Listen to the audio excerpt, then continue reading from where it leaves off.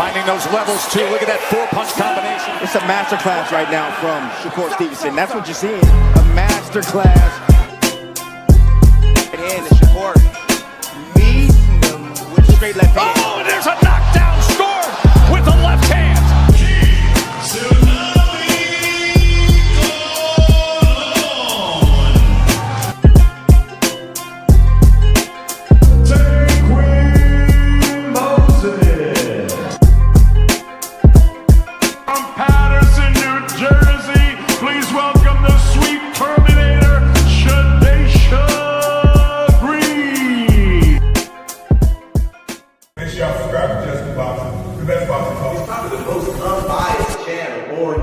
Right now, we're going to give him his just due. Shout out to my brother, Just Due.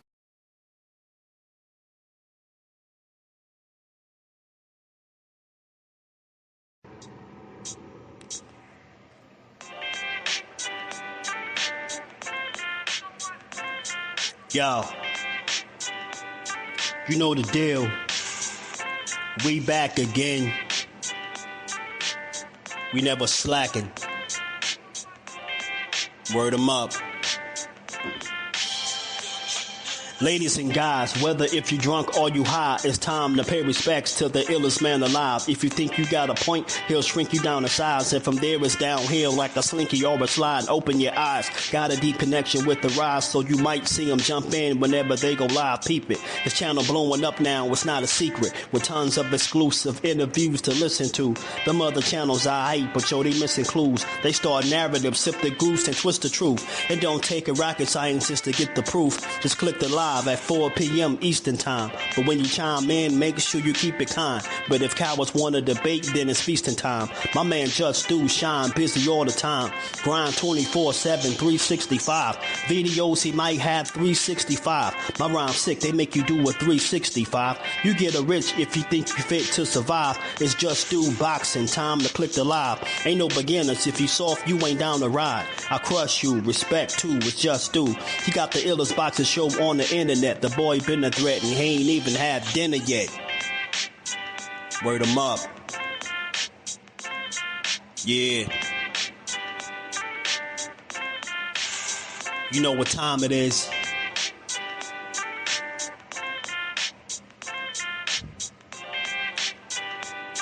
$4 p.m. Eastern. Click the link.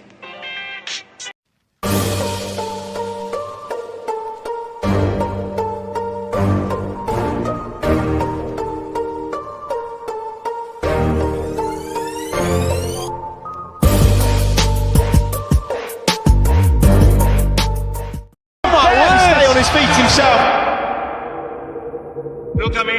Look at me! Are you with me? Talk to me. Are you in here? Listen. This guy is gonna come back at you, Phrase.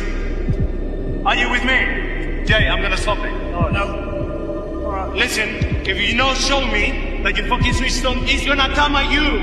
He's gonna come at you. Look at me, Fraser. The moment he comes at you, I'm throwing the fucking towel. You understand? They stay with me. Are you with me?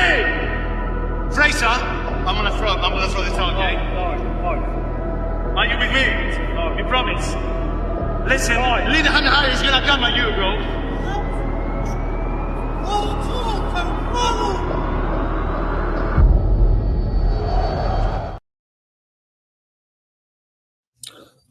What's good? What's good? Shout out to the fam on this good Friday, man. We back to build on this boxing. And give it its just due, how we always do, man. How y'all feeling? How y'all feeling? I don't know, man. Get me right. Got me all messed up. Hit the like button, sub to the channel, double tap the screen. I don't know what side y'all on, but hit the like button. We gonna talk about it, man. It's a lot going on. It's always in boxing, man. My guy, Cool Boy, Miss Weight. Shout out to LetsBuild for dropping that in my lap early. Let me know my guy, our guy, Cool Boy, missed weight by 2 pounds, man. You know, missed weight by 2 pounds, but it's crazy because now the winner, this is supposed to be for an interim title. So it's like the winner get is in line to fight Shakur. It's crazy. Hold on. We got to get to it. Man, it's crazy out here, man. It's crazy in these streets, man. Don't talk about it, man. We're going to get to all this today. Let me say what's up to the fam. Dash 215 is in the building. What's good, my guy? Reef, what it do, man? Yeah, it's a Freaky Friday, ain't it? Shout out to my dog, Justin. What's good with it, bro? Yeah, man. Yeah. Shout out to my guy, man. Appreciate you. Jordan, what it do? JP is in the building. Oh, there you go. The fax machine, the plug, LWBoxing, what it do? They never have gone out for round 12. Yeah, that was crazy. Shout out to Odyssey UK, man. What's good with it? Yo is in the building. What's good, fam? Rolly is in the building. What it do, man? New subscribers. Shout out to Shander from India. Shout out to India, man. Frequent, my guy. We be crooks, man. Yeah, so we gonna talk about it. That's what Bud was talking about. Hey, Dub. My guy, you know we gonna be on it. This the shit they was talking about, man. This is what we be talking about now, bro. Out here tripping, man. You hear me? Out here bugging. You know what I'm saying? Out here bugged out. This is exactly what he was talking about, but they out here attacking Bud Crawford left and right. Huh? Y'all mad at the new face of boxing? They mad at the new face of boxing? You know what I'm saying? Nah, man, Cool Boy ain't no coward, man. He missed weight, man. He missed weight. We gonna talk about all of that. Dante's boxing talk. What it do? Cool Boy going into lightweight. I guess, right. Remember, he said it. He said, man, I mess around, go up again after I conquer this. That was the little jewel. Fate, what it do, man? Getting the coach's son treatment. Strumka. Shout out to Strumka. Mark Nash. What it do, family? How you feeling, man? Shout out to India, man. Love from India, man. Y'all hit the like button, double tap the screen. I don't know what side you're on, but hit the like, support the build. We're gonna get to it, man. Everybody's not the face shit, right? They mad, they be mad as hell. So look, man, look, I was like going back and forth, like since this fight got, put together about who was gonna win. Shout out to Albania, another one. Make sure you sub to the channel, hit the like button, turn your bell icon on and all that good stuff. But it's a lot to get to. This Big Soldier, what it do? This is a fight that I was looking forward to, going back and forth in my head as far as who I thought was gonna win the fight, right? It's a pick 'em fight. It's been that way. It's been that kind of fight. Zoom verse, what it do, Brody? How you feeling? It's been that kind of fight. It's a pick 'em fight, but I ain't gonna lie. Hearing the news with Cool Boy missing weight, I'm still rocking with him. I still support him, right? I hear people saying, it's a bad look for Philly. I don't want to overreact, man. It happens, man. The only thing you can do is move forward and have the best performance possible and then do everything in your possible to make sure that it never happens again, right? Not here being stuck on stupid. We're not going to whine over spilled milk. It is what it is. He missed the weight. Now he got to deal with it. He got to deal with the consequences. And now he can't win the title. You know what I'm saying? But at the same token, here's the flip side. You know what I'm saying? He missed weight. Now the fight is for the 135-pound interim title to be the mandatory for Shakur Stevenson. So it's like either way, he in a win-win. He ain't really losing nothing, but this would have been another feather in his cap, another accolades, more accolades for him had he, made weight and done things the right way. It is what it is. He just got to deal with it. But this kind of makes me tip the fight in Shock's favor. And the reason I say that is because he's had some clips, and we're going to get into them clips. Y'all know I'm the clip king, and I got him. We got to get to him. He revealed some things in the interviews when he was talking to Andre Ward. Remember? He was talking to Andre Ward and Roy Jones, and he said a couple things on the show with them that got me thinking, and it's like, oh man, really? So let's listen to him, but let's hear what he had to say. I love when I see people like him because he understands the whole game of boxing, and he wants whatever belt he can grab because I think I was so hungry and thirsty, and I was just looking at the promotion that they had for the waters.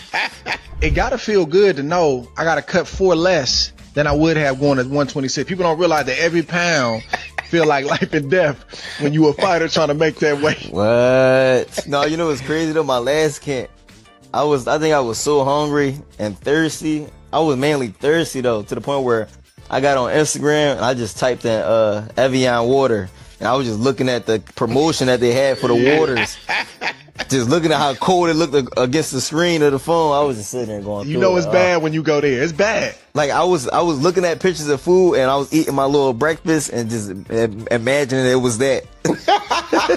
I love food, bro. I can stay away from women, my kids, and all those type of things, but food, that's the hardest in the disciplines, that food. And a lot of times for me, it was less about the food. It was more about the hydration. Like, man, can I get something to drink? Chew on some ice chips. Come on, bro. Ice chips. Come on, bro. I'm from the country. I used to tell them I drink a cold glass of mud right now. That's how bad I want some hydration.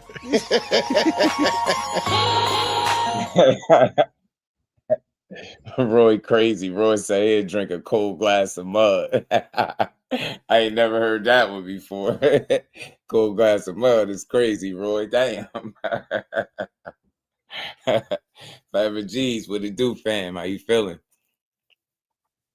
You know what I'm saying? Well, so look, that was very telling, is what I'm saying to y'all, man. You know what I mean? Yeah, Fulton would have been a 3-division champion, but you heard what he said. Like, this dude went and looked up water, bro. Water, and like just was like lusting basically over water being cold. Like, just think about something. He telling y'all, I love food, man. You get me? He eating his little breakfast, looking at other food, imagining it was that. Like, this dude, all I'm saying, I'm not knocking him. All I'm saying is he clearly liked to eat, right? He admitted to that. He loved the food, you know what I'm saying? And me personally, I don't think like this was like something like overlooking Shockey or not taking it serious or being lazy and nothing like that. What I do think though, I do think that the lifestyle choices may have caught up to him. And what I'm saying is blowing up in between weights. I got another clip I'm about to play where he talked about how much he walk around that in between camps. And remember, they say fighting boxing, that being a fighter is a lifestyle.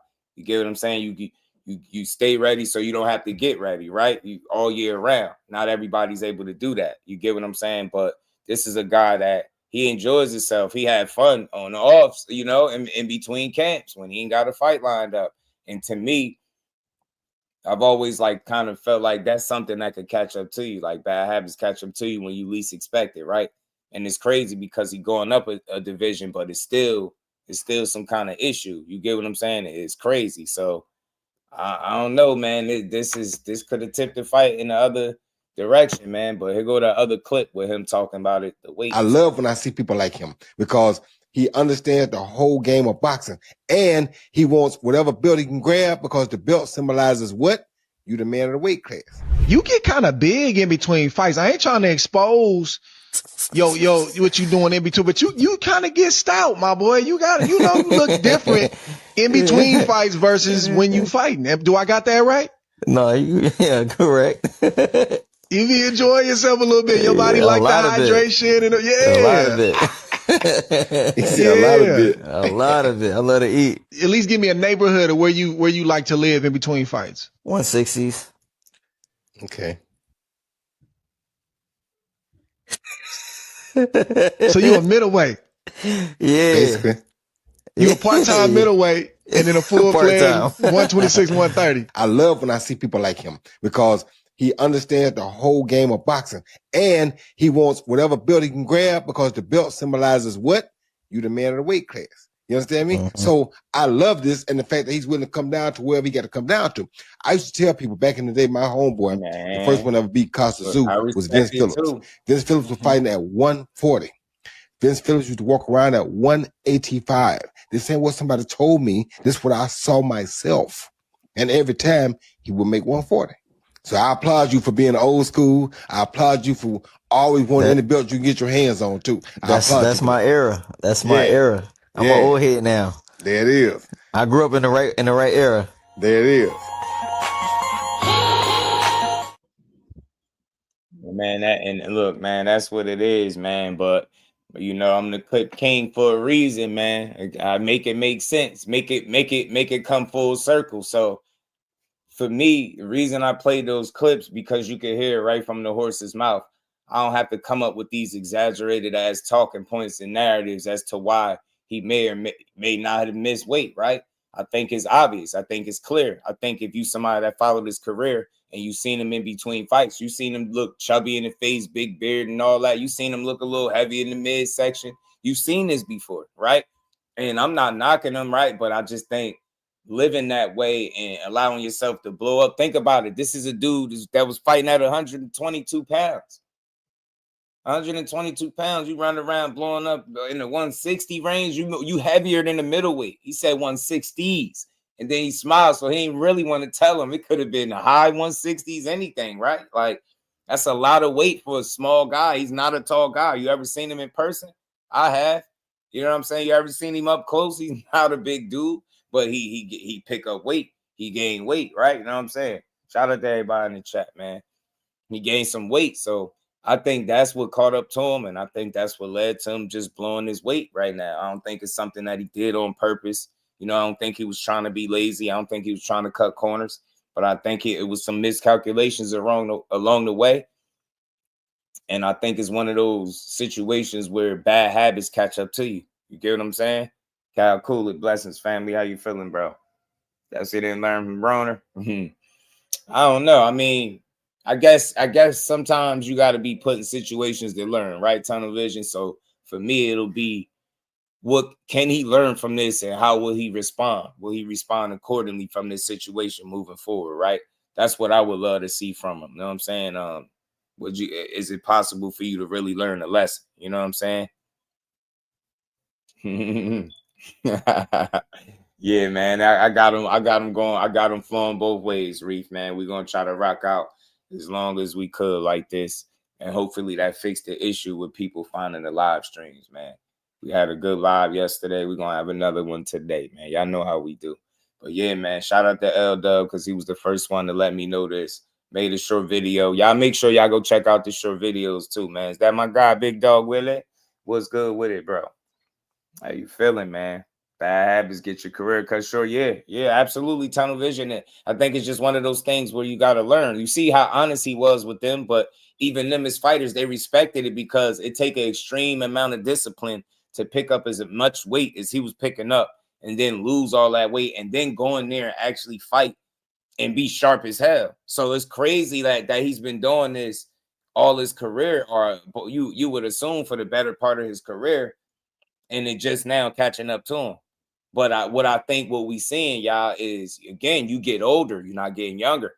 So weight starts sticking around a little bit different. Probably get a little bit harder to cut them last couple pounds. You get what I'm saying? So maybe that's what it is with Cool Boy. You know, it's unfortunate, but I don't think it has to be the end-all, be-all. You know, I've seen guys miss weight before and go out there and pitch shutouts. I've seen it.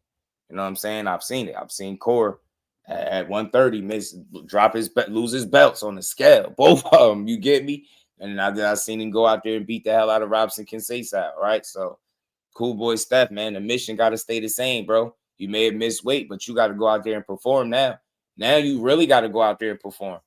Now you really got to go out there and perform because they talking crazy. They talking about how you making Philly look bad, and you know this ain't a good look, and you know, this naturally makes people want to pick against you, right? Because they feel like, oh, man, he wasn't taking it serious. But like I said, without making no excuses, I think I came to a pretty reasonable, logical conclusion as to what may or may not have happened in his training camp or in the buildup of this fight. And then on top of that, y'all, then this fight got like postponed a bit too. That also could have been a contributing factor. The natural, you know, order of things being disrupted. Still no excuse because you got to be on point.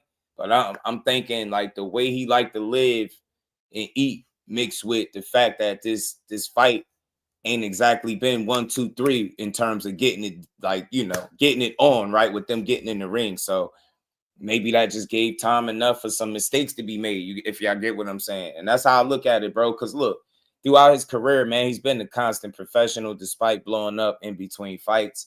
And I mean, sometimes things happen, right? I'm not saying it's cool, but I'm not about to be overly critical. All right, cool, boy, you got to tighten up now. Now you know that if you either got to move up, you probably got to do that anyway, but you got to know you got to keep the weight at a reasonable level. You know what I'm saying? Or, you know what I mean? A reasonable limit when you in between fights. You can't just gorge out, right? You can't just completely pig out and just, you know what I mean? Forget the fact that you got to live his lifestyle. And maybe that's something that he'll look to change after this situation. You know what I'm saying? I think Cool Boy is one of those guys that don't like to lose, and you know, he don't like situations like this. Trust me, if anybody kicking themselves in the ass, it's him. You know what I'm saying? He ain't a fan of this. You know, this took one less accolade that he could have had if he win this fight. You know what I mean? So even if he win, it'll be a little bittersweet because he won't even be able to be a champion at the weight, but it will put him in line to be able to beat a mandatory to fight Shakur Stevenson. So I'm all in because Shaq already talked about pressing the button no matter what after this fight to fight Shakur. If he wins this fight, you know what I mean, then he definitely puts himself in line. If not, then it's Cool Boy. I'm cool with seeing either of them fights, man.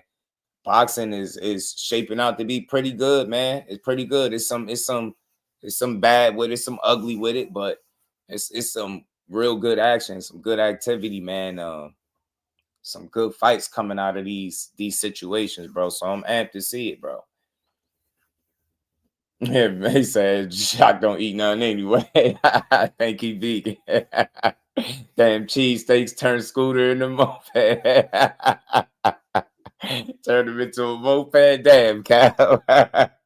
Not a moped, bro. Damn. Yeah, man. Scooter, you gotta get up out of Philly, man. Them cheesesteaks, G. And Cal just brought something to my attention. Hey, man, you gotta get away from them cheesesteaks, man. Get away from them cheesesteaks, G. Huh? Fulton versus Foster's for the WBC. Yeah, it is. That's what the post say up there. If you ain't read it, I don't know if you just stating it or you reading the post. But there you go. So this is going to tie into the Bud thing too, because this is more WBC, Mr. We are integrity, and Mr. We are about the fighters. This shit don't look good, bro. Miss Wait, you said, man, no problem, man. I'll still put you in a position to win. And I'm not knocking. I'm not knocking him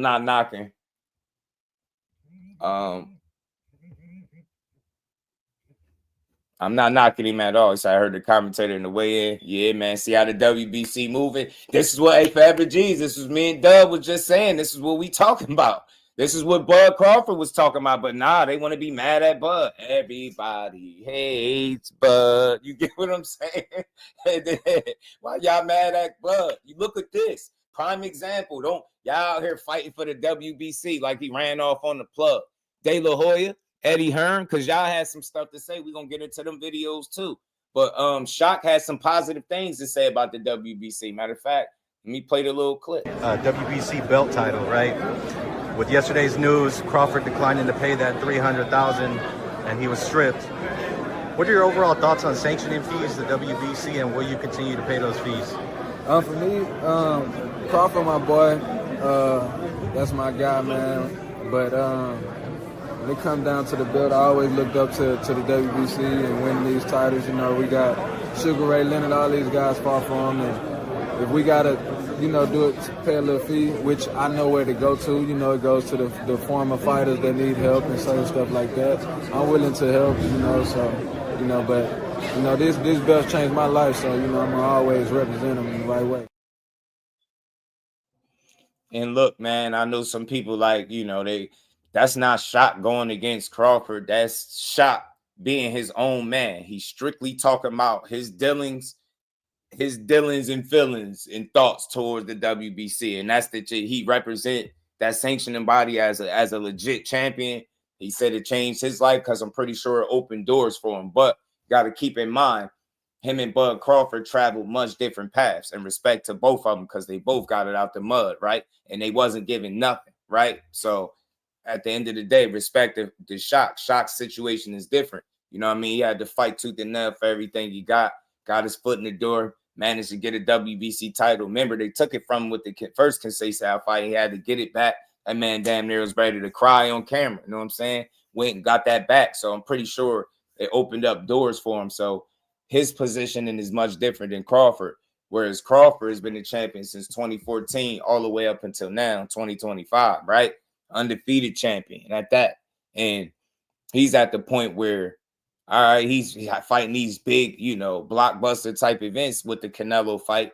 And he's saying, look, I paid all the other sanctioning bodies, and y'all the only ones that acted like it wasn't enough. So Bud Crawford, like, the man, the hell with that, bro. And I mean, the hell with it. We got to keep it pushing. You get me? We got to keep it moving. You know what I mean? Y'all ain't getting that extra man. Y'all can go to hell with it. You know what I mean? So just to, you know, to be understanding of where Shot coming from, you know what I mean? His position is much different. But I think Bud made a stand, man. I'm not going to lie.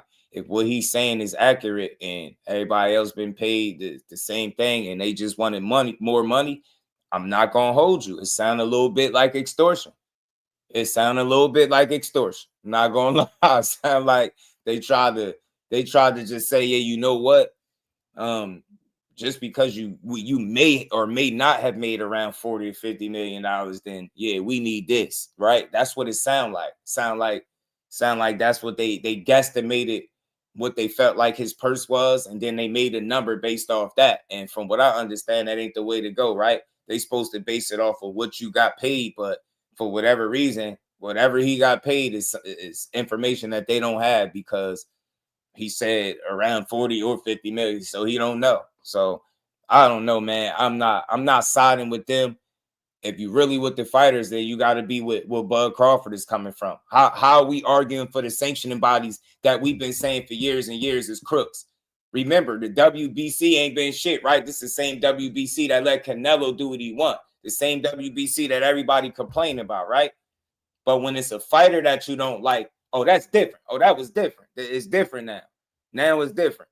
Now it don't matter no more. You get what I'm saying? Now the WBC is cool, and now it's, oh, he's robbing the fighters. But what about all the fighters that been getting robbed for the people that been arguing for years that this is too many belts, the sanctioning bodies getting over, they got all these created titles so they can make money, right? Come on, man.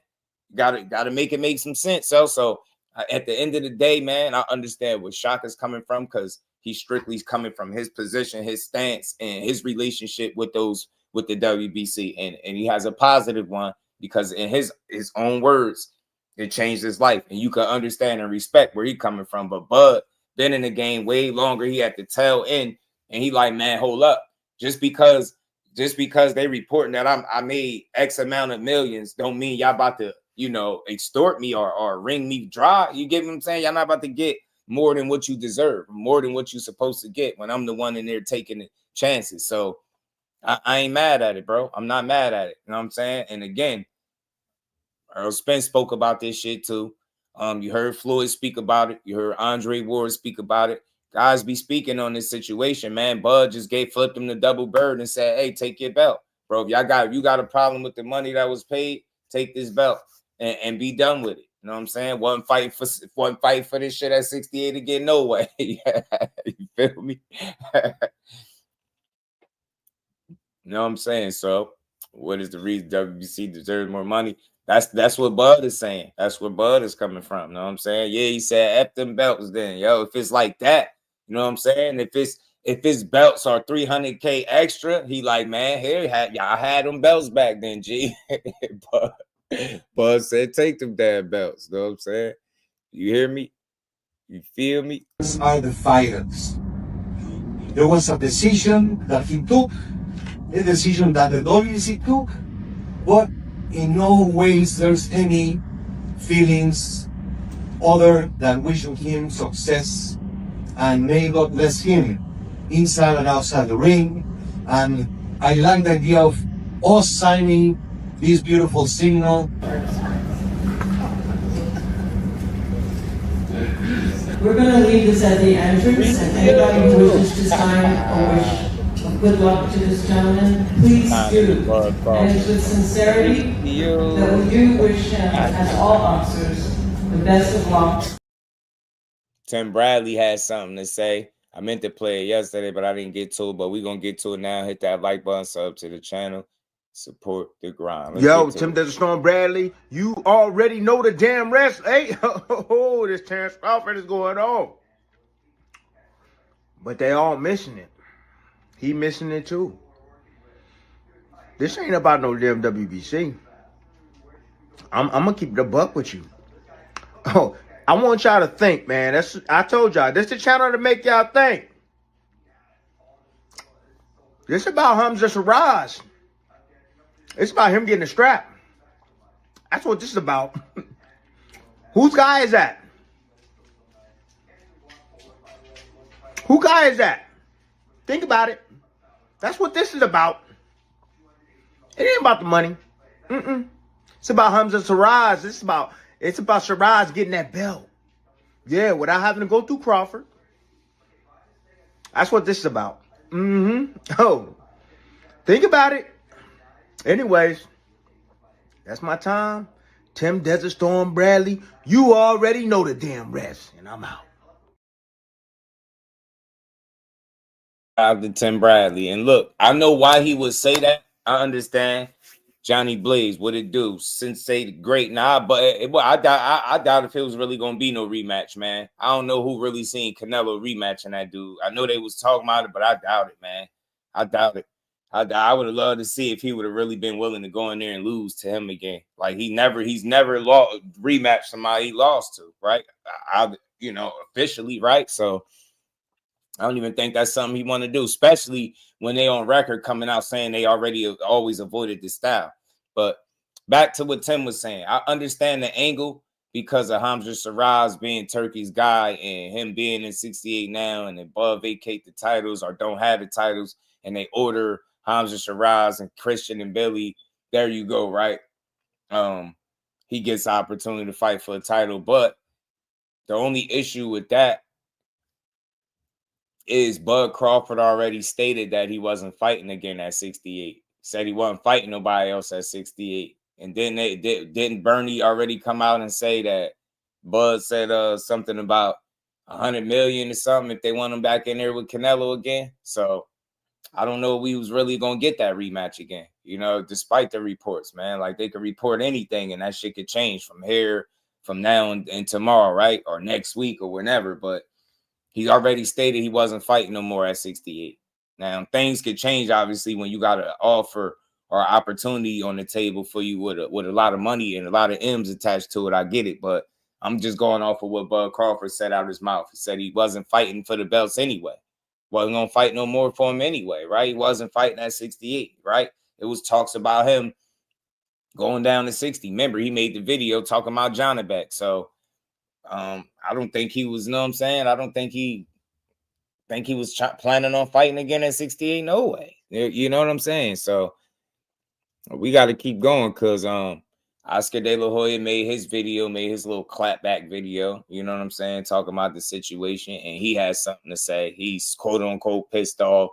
Like all this stuff. Like I get it. Y'all supposed to, I don't know. I guess y'all supposed to be against the fighters or go against this move and act like you all for the fighters and everything he's doing is affecting the fighters so drastically. But I just don't believe it. Like I said, doing some research and seeing that it was a couple of years where they profited 10 million as opposed to the 17,000 and some change that they dished out to help 4 retired fighters. That was nasty work. That's not a lot of help, bro. That's not a lot of money at all. And y'all living lavishly pretty much off the backs of people risking their life for this shit. So it just sounds crazy to me, man. But it's Turkey's guy too. Right.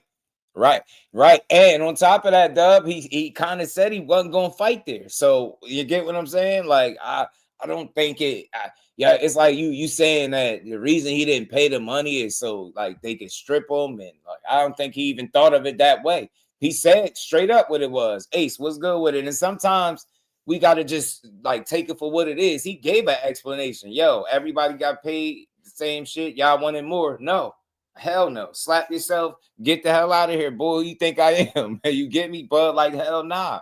Know what I'm saying? I go because I went out here and got paid. Now I gotta ante up. Now I gotta ante up some extra bread. You get me? Shout out to Bodega Ty. What's good with it, homie? Boxing Dad, what it do, man? Let's keep rolling. Let's hear what Oscar had to say. Here go Oscar's take on the situation. All right, it's time for the only segment in boxing that gives you the facts and makes you laugh. It's Clapback Thursday. Except I won't make you laugh because today I'm pretty fucking pissed off. Terence Crawford, he told the WBC to basically go fuck themselves yesterday and is refusing to pay sanctioning fees to them for his $50 million fight against Canelo. $50 million. Did he forget where he came from? Or how he got there? How do you think you rose to that level? Through the ranking system. You get positioned to make that kind of money. I mean, come on, you're 38 years old. You've been paying sanctioning fees for a long time in the past. There's nothing new here. It's nothing groundbreaking. You had no problem when they were ranking you to fucking fight Canelo. It's like my agent getting me a huge movie and he's asking for his 10% commission of all the work he put in. And then I tell him, you know what? Go fuck yourself. How fair is that? I've heard Crawford say many times that he loves the belts, but suddenly the WBC is the enemy and the ring belt is the only one that matters? I mean, seriously, Suleiman has to be rolling in his grave. Literally. I mean, it sounds like you're reading a script or something. Come on, you've been the ring mouthpiece. No, it don't. The chosen one since they came on board 2 years ago. We all know that. I mean, it looks like that monopoly money really got to your head. This is not the way champions behave. Once you start making money, you don't behave this way. Young fighters shouldn't be looking up to this. Man, that cat, he's been making money, bro. That's amateur, whack. Dreams of becoming a world champion and having a belt. That's whack. The kids dream of becoming world champions like you did, Terence. This is not the way to behave. Like you did, Terence. Look, yes, there is an agenda with TKO. Yes, they want to create one belt, one entity to control the entire sport. But it's sad that they made you the mouthpiece? You of all people?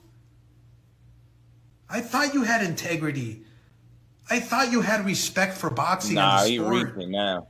What do you think the Jose Suleiman Foundation does because of those sanctioning fees that you refuse to pay? You know what he does? He helps these kids get off the streets. He houses ex-fighters. That money goes into retirement funds. That money goes into paying hospital bills for fighters who can't make it. Bruce Gas, peace, OG. So just because you made it, Crawford, and you made $50 million, you don't want to pay that fee ever again? That is wrong. I'm very disappointed. Yeah, there's an agenda here by that TKO group. Right. And I'm going to do everything in my power to do whatever I can to protect boxing. Because this is a sport that gave me everything. That's a good one. That was a good one. that was a good one. That was a good one, Oscar. I ain't gonna hold you. That was a good one. Like how you try to look all serious. The clap back was supposed to be serious. Finance TV was good with it, bro. Facts. Yeah, you can't question his integrity without even acknowledging what he's saying. That's the elephant in the room, bro. Ain't nobody trying to answer that, though. They're going to just talk over. They're going to conveniently talk over that. Why is it that nobody's acknowledging the fact that he said he paid and these people wanted more money, though? And he's saying, like, what makes y'all different than the rest of them? Why should I give y'all more money than I'm giving everybody else? No other sanctioning body has a problem. But we going to just ignore that and be like, yeah, bud, you doing wrong. Yeah, y'all some slimy, grimy ass promoters, man. All y'all care about is y'all money. Y'all all must have had dibs. Y'all all must have was gonna get a cut, man. The way y'all coming out the woodworks, bro. Y'all must have missed out on y'all cut. Is y'all mad that y'all wasn't part of this reported $50 million, man? Get out that man pockets, man. That's what it sound like. It sound like, oh man, it's only 300,000, man. They gave you 50 million. And look, Oscar, you insulted him. You question the man's integrity, and then you saying the monopoly money went to his head. Monopoly money is fake money. So you trying to say the money is fake? So which one is it? Is it monopoly money or did he get 50 million? See what I'm saying? Like, get out of here, man. Y'all not gonna y'all gotta miss me with that high and mighty shit, man. I'm not going for that, man. Y'all not gonna just attack the man integrity because he stood on business, man. And he told the sanctioning bodies to kiss some ass when they been milking fighters for years. You've been hearing it, bro. You've been hearing it. Like I said, the Andre Wards, man, the Earl Spence had questions, bro. That man was in the biggest fight of his life, but he had questions. He had questions about that sanctioning bodies and them fees and where them joints be going. Telling you, man, I just don't believe everything they say, man. They some crooks at the end of the day. That's why y'all create all of these damn belts so y'all can make money. That shit. And then y'all talking about protecting fighters when really the reality of it is the reason is so many belts is in place so people can eat off them. So y'all can eat off the fighters' hard work. They getting tired of it. The ways of yesteryear is over. That's what Bud told y'all. Hell no. I'm not gonna just bleed me dry because you heard my check got bigger. I went out there and fought them 12 rounds. I beat Canelo. I defied the odds, right? I upset the apple cart. I did what all these people were saying I couldn't do. I went out there and did that. Now you telling me because I went out there and did it, I owe y'all some money? Man, get out of here, man. I'm with Bud on this one. Now I'm 1,000,000% with Bud. I'm sorry. But let the record reflect this. It could have been any fighter, and I would have been in favor of the fighter, bro. It could have been any fighter, and I would have been in favor of him. Get what I'm saying? Could have been any fighter, and I would have been in favor of him. Because I don't care about them. Like, I don't care about their money. Especially knowing that they've been doing and milking and bleeding these fighters dry forever. What it sounds like is he really upset things because I'm pretty sure you probably thought Canelo was going to win. Canelo win. He go ahead and pay the sanctioning fees, all that money he get. I know y'all eating good, but with Bud winning, upsetting things, then y'all like, man, y'all trying to make up for what y'all would have got with Canelo. That's what it sound like. It just sound like some foul play. Sound like funny business to me. Sound like y'all try to get that little back end and Buzz said, hell no, man. Hey, I ain't getting that. Y'all ain't getting that. And I don't like the way they making it seem like he just started making money or something. Like, man, get out that man pockets, bro. Get out that man pockets, bro. That's crazy. Man, just because you start making money, this is not how you do it. You know, I'm gonna always be for the fighters. Like, shut up, man. Since when have the sanctioning bodies been for the fighters? They for their own financial gain. Case in point, I understand that Subriel Matias didn't cross the legal threshold with the Ostarine in the system, right? But at the end of the day, they still pushed the fight and allowed it to go on. Get out of here. That's in the best interest of y'all. What about the fake ban that I've been talking about with Ryan Garcia when y'all fake banned him, and then as soon as he had an opportunity lined up in y'all sanctioning body, the ban is magically lifted, and now he's fighting Mario Barrios. That's more WBC. Y'all running around here ordering fights like y'all putting cases and hits on people. Y'all ordering fights galore right now. Fights galore. Yeah, everywhere you look. Oh, yeah, you get a fight. You get a fight. Yeah, everybody get a fight. Yeah, y'all trying to recoup, man. Don't. All I'm saying is I'm not gonna say that it ain't a system in place that's benefiting retired fighters and fighters that's in need. I'm not saying that. But what I am gonna say with confidence, and you can look some of this shit up, the way they're selling it is like it's all about the fighter, bud. You're basically taking food and potential help away from these other fighters. How are you going to shit on boxing and not give back to boxing after what boxing done for you? Did you forget how you got here? That's how they talking. Like, man, shut up. None of us forgot how he got here. Because just in case y'all forgot how he got here, let me remind you. He's turned pro 2008, first championship fight. If my memory serves me right, pardon me if I got it wrong. I think it was 2014 all the way up until now. Been a championship fighter, fighting at the highest level, undisputed in all these divisions, and he fought these 12 rounds, them 36 minutes with Canelo. He the one that jumped up from 54 to 68, acclimated and dethroned the king. That's how he got here. I'm pretty sure the last person to forget how he got somewhere was Bud Crawford. He knows exactly how he got there. He got there with hard work. The hard work. Y'all act like somebody like, just gave him. He just woke up and gave him $50 million. He earned that shit. Look what he went and did. He really went and took the head off the dragon, bro. He slayed the dragon in Canelo Alvarez. And shout out to Behind the Hands TV because we was having a dope conversation the other day. Earlier. And he said it, bro. Bud low-key is a hero. Call it what you want. I'm not saying a hero of boxing, but look, he alleviated some space at 68. We all know Canelo was going to take that. If Canelo won that fight, he was going to continue fighting exactly who he wanted to fight with no regard as to who was deserving of fighting for those titles. We all know this. But at least with Bud Crawford beating Canelo and letting them belts go vacant, now everybody else get to fight for him again. So Canelo Alvarez, if you really want to be undisputed again, go chase them belts again. You get what I'm saying? We're not trying to hear none of that shit. I like the fact that they ordered a fight immediately. Let it happen. Strip him of the belt because he said he wasn't fighting for it anyway. I'm cool with that. Get what I'm saying? Strip him of the belt, but let those up-and-coming guys at 68 get some smoke, man, and fight for titles. Canelo was about to gatekeep the belts for as long as he possibly can. Do not tell me the best thing for boxing was Terence Crawford beating Canelo Alvarez, getting stripped or vacating the belts, and keeping it moving, bro, and allowing the rest of those guys in the division to fight and compete for them titles, man. That's it, man. That's not a bad thing. That's good for boxing. That's good for boxing. So y'all wasn't tired. Think about how many people was complaining about what Canelo's been doing for years, right? They're like, bro, man, he fight who he want to fight. Keep the titles. Like, think about it. He fought two guys that came from 154 for super middleweight championships. Let me make this make sense to y'all. Canelo Alvarez was actively campaigning as the reigning undisputed 168 super middleweight champion, right? But taking fights with guys that are at 154. And Charlo, career 54 pounder. He fought him at 68, right? Bud Crawford, he was not too long ago, right? He was just at 47, a couple fights removed, right? And look, from 54 to 68, and no disrespect to Canelo, he's fought them all, right? I get it.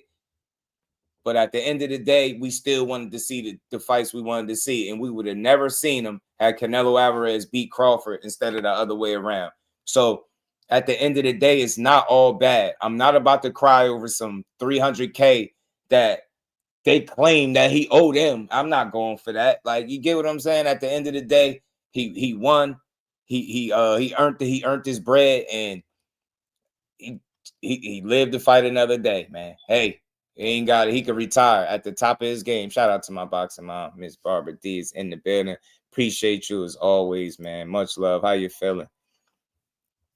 There are some. It helped them tell their story so we can hear from them firsthand, right? Because you know what, and I'm with that, Boxing Dad. I'm open to that too, bro. Because you know what we do know. We are privy to a lot of stories that are very like negative when it comes to like how these fighters end up after their careers are over, right? There's so many instances, and my thing is with all the money that they allocate and collect from sanctioning fees and all these different championship bouts and all these varieties of championship titles that they got, right? Like, I'm tired of hearing cases where guys is either in homes or, you know, guys got GoFundMe's and, you know, the Pritchard Colognes of the world not getting help and the Nick Blackwells of the world not getting help. Like, there's so many stories, man. I can't name them all off the top of my head, but there's a lot of stories. And all I'm saying is, to me, maybe I got this wrong. If they were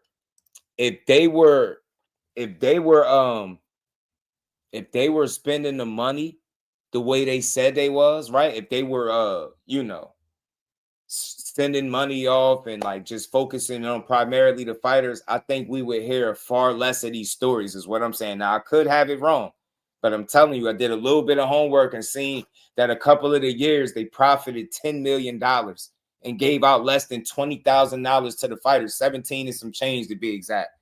That shit is a big discrepancy. That's a big difference. But here go Mauricio. He's saying out of 300K, over 200K of it is going directly to helping fighters. You get what I'm saying? So if that's the case, then it's like, how are y'all able to profit so much more than what you're giving out to the fighters? Something ain't making sense. You get what I'm saying? You get what I'm saying, bro? Come on, man. Something is not adding up. Something is not adding up. We hear too many stories. And again, you got fighters asking questions. Andre Ward, full-blown first ballot Hall of Famer. He had questions. You get what I'm saying? Concerns. Errol Spence, questions, concerns. Terence Crawford, he like, bro, y'all trying to rip me off. That's what it sounds like. So I at least, what I'm saying is I'm willing to hear him out without just saying, oh, he just trying to get over. You know what I'm saying? Nah, man, they telling their side. They're saying this is what you owe. But, and you know, this is how you know this it's an issue, because they're not even sure what he got paid. So how could you set a percentage based off you not knowing how much he got paid to begin with? Something ain't making sense. I thought the sanctioning fees was a percentage based on what the purse is. And if you don't know what the purse is, how could you set a percentage, right? The 0.6%, whatever, man. Whatever. Shout out to Big Dog Willie. Appreciate the love, man. Appreciate the 10-piece, man. He said Tank Maniacs are mad at me because I said Jake Paul is more popular than Tank.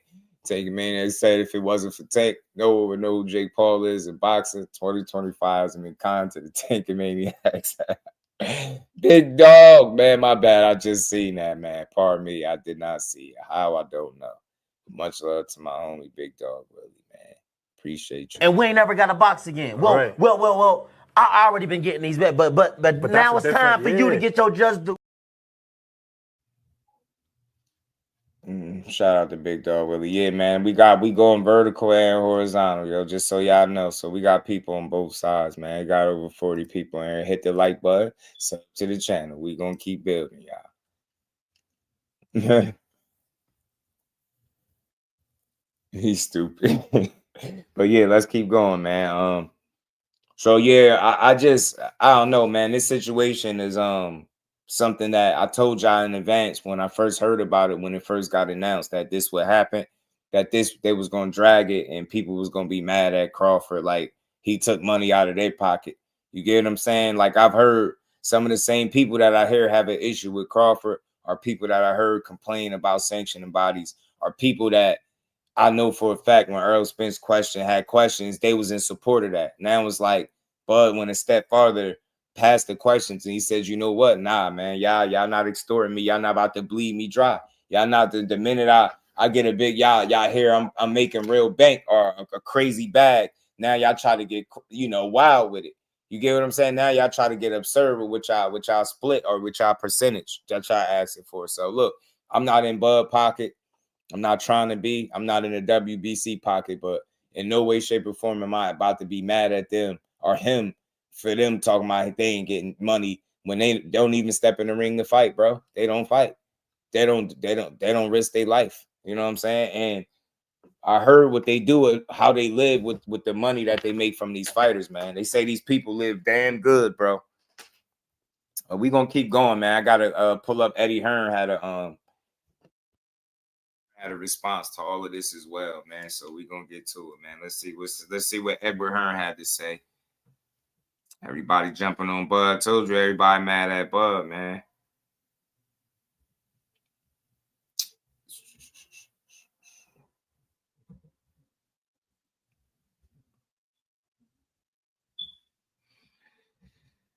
Let me get this up. Y'all hit the like button, man. Let me pull it up, Eddie.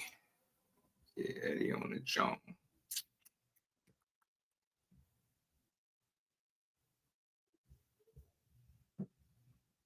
See what Eddie Hearn had to say, man. They all acting like they standing up for boxing, man. Nah, hell no. And this is my thing, man. Y'all be quiet. They be quiet about their situations because not so long ago, Eddie Hearn was under fire for trying to push Cotter Ben and get him a fight despite him being suspended. And he ain't low. I remember that too. So, we're not gonna just be fake about it and everybody fake jump down Bud Crawford's throat like we don't know what's up. Let me pull this up, G. It's like they tag teaming, man. They tag teaming, but today they said, man, we all mad. We stand for the fighters. Y'all for them sanctioning, but y'all for y'all cut, man.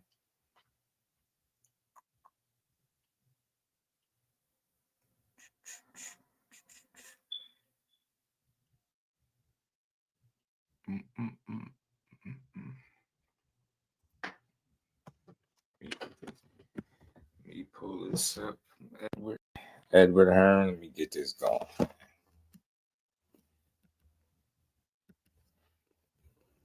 Guy's got no equipment. No equipment, no class. No class, no equipment. But you know what? The lighting's all right on this one. Just your face, it looks better than me. Yeah, stomping ground, bumping their guns that they couldn't get 50 minutes with you. That's what the game's like. You know, they're all like, oh, you know, we work with IFL, we like IFL. What he's going, well, you did a long interview with IFL. It's longer than the interview you gave Stomping Ground. It's like, mate, shut up. Oh, well, listen, he's still vlogging. Look at him. Yeah, look at him. Charlie's a titty, I agree with you. And he talked about this card again. I mean, that Conor Walker, Pat McCormack fight, where did that come from? Do you know what? It was like, it was almost like Conor was trying to wind up Pat McCormack. And he was actually doing quite a good job. Like, in the end, Pat was like, starting to get a little bit vocal. And then I thought Conor was cool, but he just shoved him, like, out of nowhere. And listen, this fight card, as I said, could grace any arena in the UK. O2, Manchester Arena, McGraw Masood, what a fight. Conor Walker against Pat McCormack, what a fight. Johnny Fisher's in a tough fight to come back to as well. Elif Turhan against Beatrice Ferreira, best fight in female boxing, I think. But the big statement you made, though, that was the best fight on this card. When we've got Masood, McGregor, and McCormack and Walker. Someone asked me, what fight were you most excited for?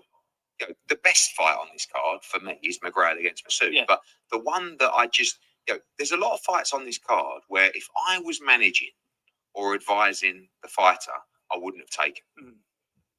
Not because I don't think it's a great fight, not because I don't think the fans are going to absolutely love it, but I just think it's very, very, very risky. And Brian Peters phoned me and asked for I want to hear about these dudes. Well-schooled fighter. They just think they're going to be too good. Conor, and not just that, he's really good. But yeah. I mean, I spoke to Big Johnny Fisher, and now I said to him, like, he said, I need to go out there and be more aggressive, and he feels like he can get him out there in 1 and 2 rounds. And I said to him, is that your name's the Bull? You have to be more bullish. And then he says, well, I can't. I've tried to box Dave on the back foot. That's not what I do. I think you've still got to be smart enough. You know, I think this opponent's tricky. If you watch him, he's quite good on his feet, and he's a little bit wiry and awkward. Well. But what you don't want to do is just make mistakes. Like, this guy can counter quite well. I've seen it, and you don't just want to walk on to shots by, you know, being the ball.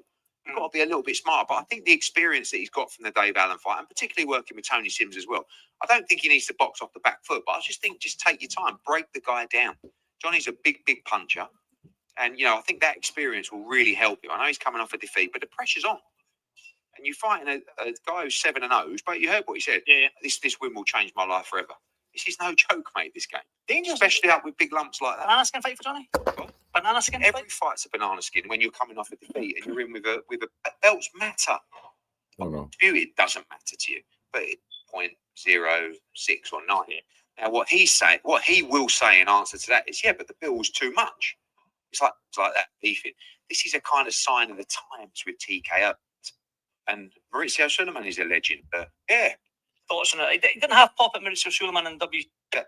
Talked to you about yesterday was Terence Crawford. There we go. Yeah, pardon me. Before that, I think I just missed me, but I watched it last night anyway. I just want to get your thoughts on it. He didn't have pop at Maurizio Suleiman and WC, did he?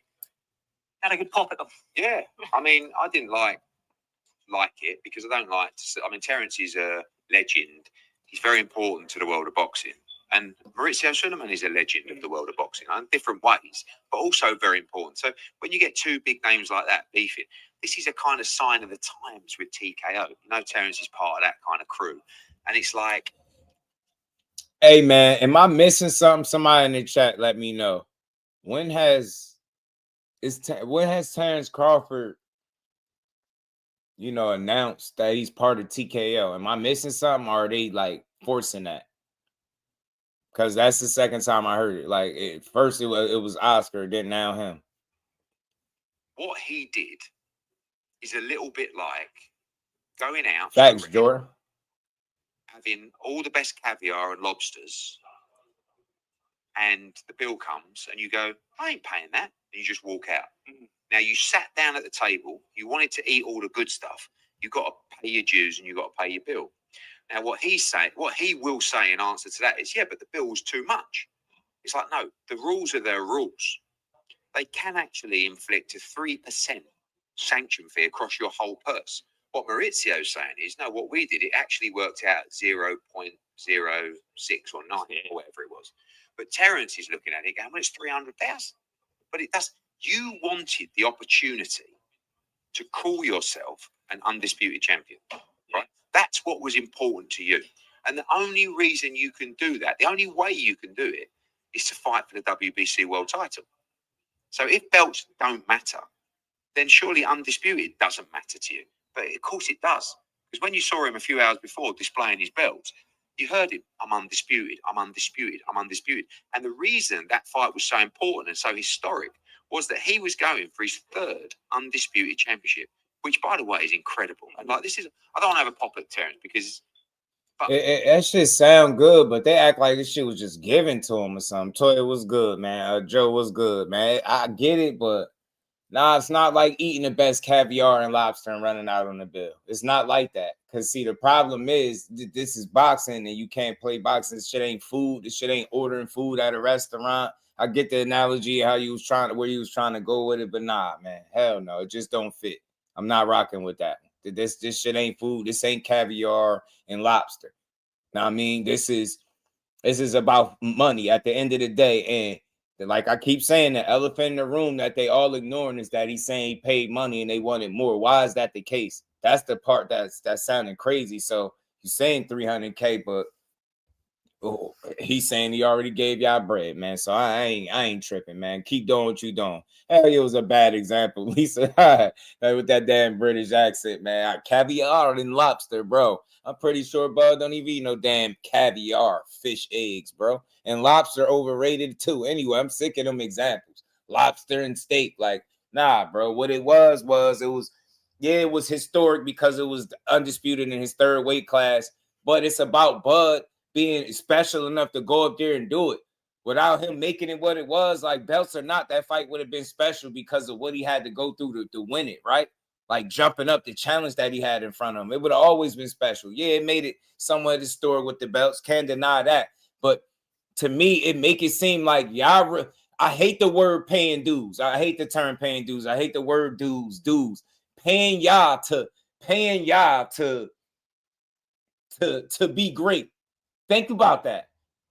Pay y'all to hoist up y'all belt that I give validity to by beating people ass, by the chunks of flesh that I'm taking out the people that I've beaten along the way. You get what I'm saying? Without that, the belt wouldn't have significance. When they tell you why the belts are significant, what's the first thing they say? They tell you who held the belts, right? Because without that, them shits would not matter. And to me, it makes it seem like the belts matter more than the fighter, or they matter just as much. It's not one and the same, bro. The fighter makes the belt, not the other way around. I don't feel like, having a belt makes the fighter. Hell no. Hell no, because if you ain't like that, you're just going to be a title holder. Bud Crawford been a legit champion since 2014 all the way up until now. Do the math. An undefeated one at that. And they never had no problem with no sanctioning fees and none of that all the way up until now. And then look who it is, the one that's complaining, the one that people complain about the most, Mauricio Suleiman. Let's keep in mind who's doing the complaining. Can y'all think of another time he came out and spoke about somebody's purse? About how much money they got paid? About how much money they charging? Anybody else, have they ever done that? And I got a video with him coming up next. But have they ever done that? You get what I'm saying? So I ain't trying to hear no pay your dues. Pay y'all to hoist y'all belt up, man. When the fighters make the belts, not the other way around, bro. Not the other way around. Not the other way around. They created all these belts to make money. They oversaturated the market to make money. And now you got a guy that's finally tired of it. He like, bro, man, the hell with y'all. Y'all not getting more money than the rest. And this is my thing. For anybody that might not be in agreement with Bud Crawford, can y'all just answer me this? Why is it that they're the ones asking for more money than the rest of the sanctioning bodies? What makes the WBC more special than everybody else? That's the issue for me. And like he acknowledged it, but he like, man, y'all asking for a little extra. Y'all asking for that extra little Frank Martin bag, man. And I ain't trying to get that up. That's what it sound like to me. It really do. You get what I'm saying? Shout out to Kyle Bundy. Facts. Pay dues to the people that helped you get there. And it's funny because they like, did he forget how he got here? Nah, he got here by putting in work. He got here by putting in work. You know what I'm saying? He got here by being doubted, by being counted out, by being ridiculed and shitted on and slandered by his own people every day on YouTube. That's how he got here. Because he persevered through all of that shit and they don't like it. If you didn't have a problem when Earl Spence was asking about the sanctioning fees and where that money going, if you didn't have a problem when Andre Ward was speaking about they should give them the opportunity or the option to opt in or out instead of making them pay, if you didn't have a problem with that, shouldn't have a problem with Bud Crawford making the stand, because it seemed like all of this shit was leading up to what Bud Crawford eventually did. You get what I'm saying? So I'm not saying shit on boxing and don't get the, don't help the retired boxers or the guys that's in need. But what I'm saying is, when I did that little bit of research and seeing that the big discrepancy from how much money they profit as opposed to how much they shell out to actually help, that shit is nowhere near the same. That shit is way different. It's like night and day. So again, to me, the fact that it's Mauricio Suleiman and somebody that makes up his rules as he go along, that allows Canelo to do whatever he want, I take it with a grain of salt, bro. I take it with a grain of salt. The same dude that's allowing Ryan Garcia to fight for his WBC title after taking a loss and being fake banned, this is the guy. Remember that. I can see it maybe if one other sanctioning body came out and was like, yeah, man, Bud ain't do right. He ain't take care of the fees. But with it only being a WBC, to me, it's a red flag. Because why everybody else good and he not? That's my question. Yeah, it is. It's fishy to me. That's I think he called him out too. And I think that's another thing. He called him out. And you notice, Barbara D, they keep ignoring it. You're not saying they didn't pay him at all. They just saying he ain't paying what they asked for, basically. That's what it sounds like. You get what I'm saying? It sounds fishy to me. ASAP Low Dog was good with it, trying to turn the public again. I'm telling you, that's what they trying to do. Telling you. Yo, yeah, man. I seen it. The article I looked at, what they gave out, what they profited was 10 million, as opposed to like 17,000, 500 or 600, something in that area, something in that ballpark. I'm like, yo, look at the discrepancy. And it was to four retired boxers at that. 4 retired boxers. 4 retired boxers out of that. That shit sound crazy to me. So where that 10 million going? Because that wasn't going to the fighters. And that's in 2 years, bro. Man, get the hell out of here. And they whining about 300K. Man, Bud Crawford, like I said yesterday, man, Bud Crawford told him to make it enough. You get me? He said, wait, man, this ain't enough. Bud Crawford. Mauricio said, wait, Bud, this ain't enough. Bud said, make it enough. Try to turn. And look, dig this, y'all. Check this out. Why would, this is also a red flag to me, why would they go out into the public with this? What could we do? We can't help them. Could we help? Could we make Bud Crawford pay them more money? Right? Like, you ever ask yourself why they was so specific with numbers, percentages, money? But the only thing that really wasn't specific was how much he actually got paid. And like I said before, somebody correct me if I'm wrong. Isn't the percentage that they get is supposed to be based off the whatever your purse is? But from what Mauricio was saying, he's saying 40 or $50 million. 40 or 50 is a big difference. That's a $10 million difference. So which one is it? And how are you making up percentages if you don't know what kind of money he's dealing with? Am I off base? Somebody fill me in. Am I tripping? Am I seeing it the wrong way? So that's all. Why go public? Why be in the public with it? Making these drawn out ass explanations and stuff. And then now you got certain people coming out in the public, trying to make their statements. Now you've heard in back-to-back interviews, people connecting him to TKO. Unless I missed something, when did he ever announce his allegiance to TKO? Did I miss something? When did he ever say, yo, I'm part of TKO? When did he ever say that? I'm telling you, yeah, Robert, they trying it, bro. They trying it. I just want people to understand this. I'm just telling real quick, and we're going to get back to this. If you've ever complained about the WBC and how they make up their rules as they go along, how Mauricio Suleiman don't hold all fighters to the same standard, don't hold everybody accountable, right? and you seeing some of the fishy moves that he been doing now, right? You ever ask yourself why they go out and try to make this a public thing? You get what I'm saying? Why they accusing him of being part of TKO? They're trying to make him part of what Dana White and Turkey got going on. That doesn't have anything to do with him. I think that's a little fishy to me right there. So look, it just seemed like it's a coordinated effort to try to get us to be mad at him because we like, see y'all, he's doing the fighters dirty. We're all about the fighters. When we all know, because we've been saying it for years about these belts, that these guys are in it to make their money, right? If you are a person that, you know, remember, Tank Davis said that, you know, the Tank Davis fans was telling me the other day, the reason he said he ain't fighting for belts is because of sanctioning fees and these guys trying to get over, ripping you off, right? Paying too much for these belts, right? That's what they said. So this is basically Bud making that same stand when being put in the situation to make it. He's saying, you know what? Nah, I'm not folding. You ain't getting nothing else. You know what I mean? Y'all got enough. You know what I mean?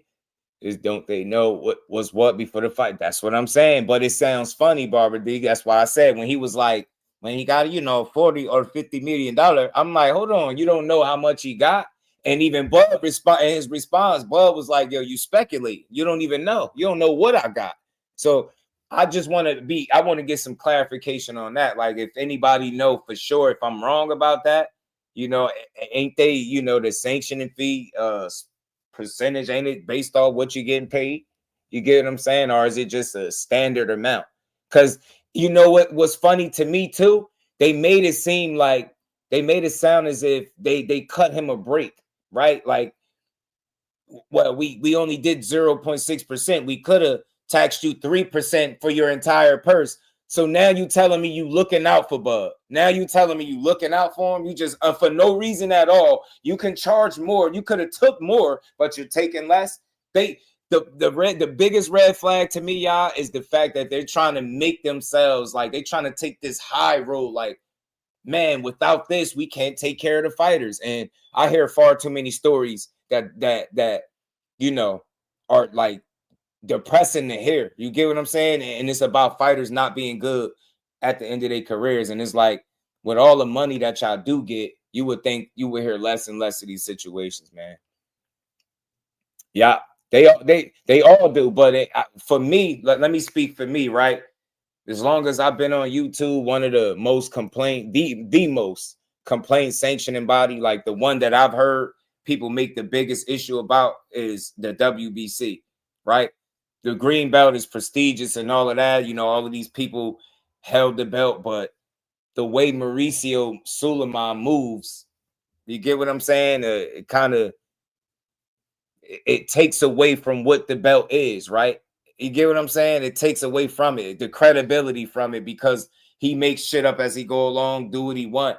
And a lot of these moves are based on like them making money. And how do I know? And I made this point earlier. I said this already. Ryan Garcia is a prime example, y'all. He didn't earn no title shot. He lost his last fight and he popped dirty. He went on racist rants and got fake banned by the WBC. The minute his suspension was up and the minute the stars aligned for him and Barrios to be a thing, what did Mauricio Suleiman come out here and do? He was at the forefront advocating for Ryan Garcia like he was the best thing ever. Like he was this reinvented fighter.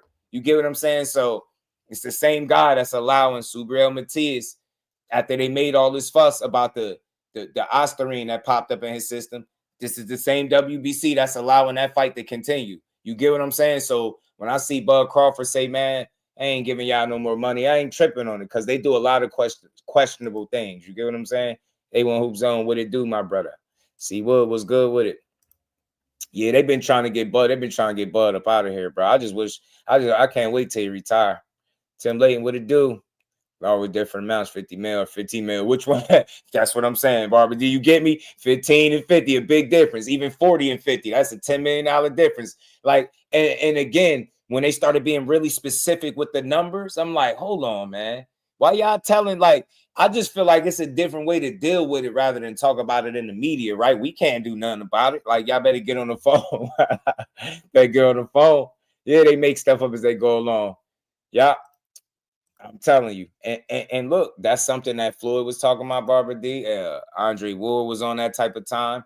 And now the latest Terence Crawford's too many belts anyway. I got all these interim this and super champion that. And that, you know, we know for a fact all of these belts are in place because they're looking to make money. I think that's something that's known across the boxing space, at least from the fans and content creators. Like, we feel like all these belts is in place so they can make money. We don't feel like, yo, they got all these belts so they can make sure the fighters is good, y'all. I don't feel like that. You get me? So I don't want to make it seem like, you know, the Mauricio and them maybe don't have a point. But my only thing was the discrepancy in how much he actually got paid, and the fact why is he saying that y'all asking for more than everybody else? You know what I'm saying? IBO, the people's belt. I feel you, man. I feel you. Trying to run the media. Yeah. That's what, hey, Jordan, there you go. That's a perfect way to describe it. That's what I'm questioning. That's the red flag shit to me, Jordan. Trying to get us to be like, to feel some type of way about what's going on, right? So we supposed to all be mad at him? Yo, you know what I mean? Eddie Hearn out here talking about it's like, you know, eating the best caviar and lobster and then running out on the bill. You serious, bro? You serious? He is the caviar and lobster. He the talent, bro. And what I'm saying is, how is it okay for y'all to make so much money, you know what I mean, off of fights that y'all don't have to fight? You get what I'm saying? Let's keep going, man. Let's hear what else Eddie had to say. For me, if you want to fight the Undisputed Championship, you have to abide by the rules of that belt. Now, there's always negotiation. You should let your point go, but you can't leave without paying. You know what I'm saying? Yeah. Because it's just not right. And that's the thing. He said he paid. He just said they asked for a certain amount that he's not paying. He said they asked for more than everybody else. Everybody else is cool with what they got. You've paraded around the ring with that belt. If you look at his cabinet, WBC belts there, that belts matter. What's the subject? That was good. This is the era of the new wave of boxing coming in is going to try and fuck all the belts. And they are going to try and kill the WBC, the WBO, the IBF, and the WBA and say they're worthless. And as I've said before, I'm doubling down. They are absolutely not worthless. They are the absolute essence of legacy and achievement within the sport. Now, do I think that the sanction fees are too high sometimes? Of course. We're always going to think that, aren't we? So to a degree, you level with Bud Crawford, because you said, do I think the sanctioning fees are too high? And that's pretty much what the discrepancy is, right? Why should they be too high? That's the thing, though. Why should that even be a problem? You talking about taking money from somebody that earned it through blood, sweat, and tears in the ring, bro. Why should the sanctioning fees be too high? You get what I'm saying? Why is that even an issue right now? It's crazy, man. All the money that's in boxing and the way people get paid, you've just never seen this come up with nobody else. Why Bud? You get what I'm saying? Now he's the bad guy. You get what I'm saying? But again, Mike Magic, what's good with it, bro? How you feeling? But again, this is what Earl Spence was questioning as well, man. He just didn't choose to, say, hey, hell nah, because he wasn't in the same situation, obviously. But he had questions and concerns. Think about it. And Earl Spence, biggest fight of his life with Terence Crawford, he was up there talking about sanctioning fees. Now, do I think that the sanction fees are too high sometimes? Of course. We're always going to think that, aren't we? Do I think that, I think our commission rates on big fights are very reasonable to the fighters. To fighters, I'm sure sometimes they think that's too much as well. No one ever really wants to pay the bill, do they? But what you can't do is chase the legacy, chase the undisputed tag, and then say, well, actually, I didn't want that. No, you did. You fought for it already. Do you know what I mean? You can't now say, I'm not paying. Like, ultimately, because what he's saying is, I'm not paying that much. That's the rules, mate. You wanted the belt. That's the contract. Yeah, of course, but that's the rules and under the fire. And it's a horrible situation to be in for Mauricio to have to strip a fighter. But what else can he do when they're not paying? Yeah. Well, that's why we know it's all about the bottom line. Mind you, Canelo sat here and danced around mandatory not fighting Benavidez, but as long as he paid them sanctioning fees, it was all good. That's how you know it's not about fighting. It's not about the fighters. It's about their bottom line. That's the only thing they care about. They don't care about giving us the best fights. They care about getting them paid. They don't care about who Canelo fight, because every time he fight, they was getting paid. So now that Bud Crawford went in there and beat the guy that they've been eating off for years now, they probably try to get a little extra from him. And he said, hell nah. You better go get it from Canelo. Y'all love him so much, right? Y'all got such a great relationship with Canelo, right? Go get it from him. 2 cents was good with it, homie. Like, well, I've won it, so I don't have to pay. It ain't right. It ain't right. But I'm not saying that I don't always agree that the sanction fees are right either, but you can't fight for the belt, call yourself undisputed, wear it everywhere, around the ring, and then go, actually, no, I'm not paying for it. You can say I don't want it. But you got like that belt is more meaningful than having than the actual work that he put in, bro. Like, you got to pay what we talking about? And the bill, the 300,000 on a lot of the governing bodies is. And I ain't gonna lie, paying to carry a belt sound crazy to me. I don't care how long it's been that way. I don't care. Like, it's okay if somebody see it different. I respect it. But for me, and I'm just talking about for all fighters, paying to call yourself a champion as if it's like, okay, I get it. This is your reward after X amount of fights or being this guy or that guy. But it's like, the fighters, to me, are more valuable than belts. The fighters give the belt validity, not the other way around. That's how they make it sound. At least that's how I interpret it when they make it seem like, oh, you got to pay the bill. You got to pay the bill. And it's like, so I got to pay to fight. I got to pay to fight is what you're saying. I got to pay. Like, you get what I'm saying? When you really start to think about it. So I got to pay training camp. I got to pay for my training camp, sparring partners, coaches, all this stuff, right? All this shit I got to pay. And then just because I'm fighting for the titles, right? Because I want to call myself undisputed, I got to pay to call myself undisputed. That's how you know it's not about the work I put in. It's about what you paying. They don't care who you beat. He just beat Goliath in the eyes of some people. That was a David and Goliath moment, the way they was talking about Canelo, the Bud jumping up and dethroning him, right? If he could do it. It was impossible. You heard this shit, right? That's how you know it's all about money. It's not about giving you the best fights. They don't care about that as long as they get paid. They showed you that with Canelo. They demonstrating it in a different way with Bud Crawford. Telling you, they want that. They like, man, you gonna give us that money. It's give us the best fights. And that, think about it.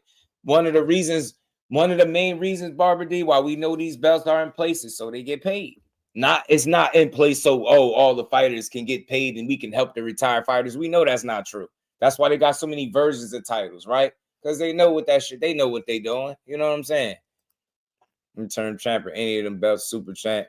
Yeah. From what they were saying, yeah, sanctioning fees on them too. Yeah, Bud Crawford was talking about it. That's what I'm saying. That shit sound crazy. That shit sound crazy, bro. Sanctioning fees to pay to call yourself a champion. And I'm telling you, it's because we've been conditioned to think that that's normal, but just think about the actual act. What is the belt doing for the fighter? Like, I get it, more recognition, bring the fans and people pay attention because you got the belt, but think about it for real. I'm paying to be able to call myself a champion, and without me paying this money, I can't call myself a champion. It's all about the money. Yeah, all about the money. It's crazy when you really think about it, right? And that's what we know. That's why I'm not really against Bud Crawford. I'm not saying what he's doing is right, but I'm not willing to write him off as a bad guy either. You get me? I just think they try to take this high and mighty. Oh, it's all about the health and help of the fight. That's BS, man. That's BS. But what he's probably saying is, well, the others were cheaper. That's got nothing to do with the WBC could have said it's 3% of the whole lot. Because let me tell you something now. Thyself was good, homie. If they would have had this argument pre-fight, Maurizio would have gone, the belt's not on the line. And the fight wouldn't have been undisputed. See? It wouldn't have sold the way that it sold. It wouldn't have given Crawford the opportunity to be part of such a historic fight. I don't know. That's subjective, man. I think a good fight is a good fight, whether the belts are on the line or not. For me, like, I think the belts is strictly for the fighters. The belts do nothing for me. Like, I would watch the fight regardless. I was going to watch Canelo and Bud, whether it was for belts or no belts at all. I was going to watch it. It would have been one belt missing. That makes sense, Eddie. That makes sense. Sometimes you don't make sense, but that makes a lot of sense. Listen, a lot of the time, people won't agree with what I'm saying. But on stuff like that, I make sense. I know exactly what I'm talking about. I'm not having a go at Terence. I'm not having a go at Maurizio. I'm just telling you my opinion. is I respect if you where wanna Eddie, make a belt, is if you wanna coming say from, though. the I get belts it. don't matter after, no problem. But you can't say that because you were boasting about your undisputed championships, and that is a part of the WBC. And what you can't do is have the you can't want to call yourself undisputed and parade with that honor, and not abide by the rules and pay your bill. Do I think $300,000 is a lot of money? Yeah, Okay, it's for me. No, but also, like Mauricio will say, well, when you're making 40 million or whatever, you know, Pocket change, yeah. but is it a lot of money? Yes, it is. See, but I don't care if it could have been 100 million. He's making 300K pocket change, nothing, and that's very telling. The fact that they're downplaying, oh, it's when you're making 40 million or 50 million, 300K is pocket change. So that's what made me feel initially. That's why y'all try to get what y'all try to get from him. Because y'all like, man, you think about it. Mauricio said the same thing. Well, you made 40 or 50 million. It's only charging 0.6%. Like, y'all went to the public to try to get a reaction out to people. And I'm not fooled. At least that's how I see it. But I respect anybody that said the other way. But like I said, I don't see this as a reason to attack Bud Crawford the way people are doing, right? They going at him. Like, you know, Oscar Delahoya questioned his integrity about this, and I think that was lame. You know what I'm saying? Yeah, just give us a good fight. We gonna watch it. We junkies, Barbara D. We gonna be right there watching it, belt or no belt. But I get it to a degree, but it just needs to be a clearer understanding of what happens with that money and where it goes. Because I think if that was the case, people probably have less resistance, you know, paying those fees for real. Because like I said, man, that research was disturbing. The number discrepancy as to what they paid fighters as opposed to what was kept was crazy. That's like night and day. And it's like, it's hard to like explain that. You get what I'm saying? It's hard to explain that. You get me? So, wow. If you don't want to pay that bill in the first place, don't fight for the undisputed. Makes sense. Makes sense. Couple quick ones. Then Sam Jones was degree. hanging about here for ages when you were doing that interview with the other channel. He was hanging about here. I think he wanted to get you on camera to talk about Crocker versus Carroll. Yeah.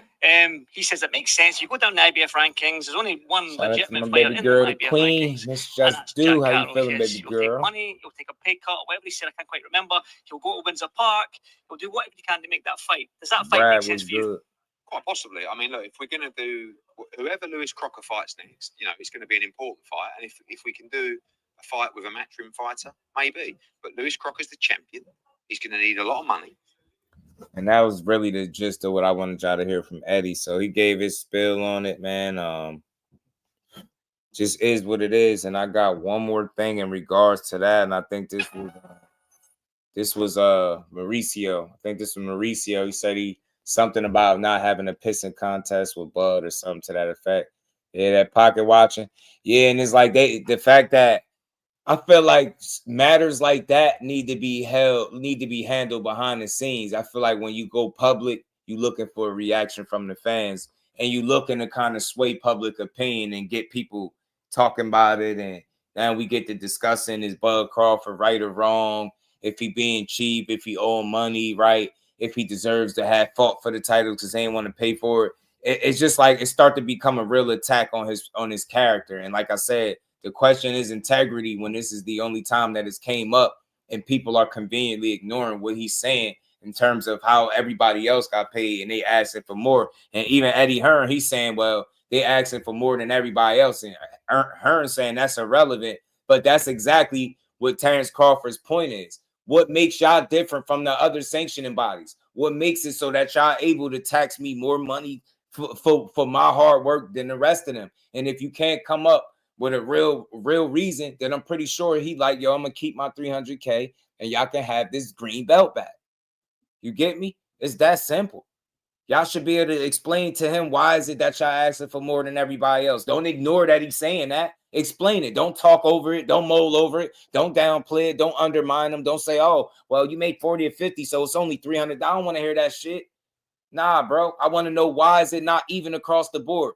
I thought the splits was the same, man. This situation makes me want to do some more homework, and I have no problem doing it, man. Do some more research and really look this shit up, because what's going on? Like I ain't never heard about this since I've had a channel and been talking boxing on YouTube. I ain't heard nobody make a big deal out of somebody not paying, but I ain't never heard this be a thing.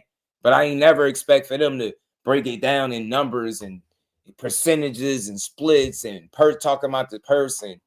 I don't know. It's just whack. But let's keep going, man. Me try not to keep y'all here too long on this Good Friday, man. Shout out to the fam. Let me play this. This is a different video. This is Mauricio. Let's listen to some of this. See what he had to say. In Thailand here at the WBC convention, 63rd convention, and first Muay Thai one as well. Absolutely. Maurizio Suleiman, how are you, sir? I'm doing very well, very happy.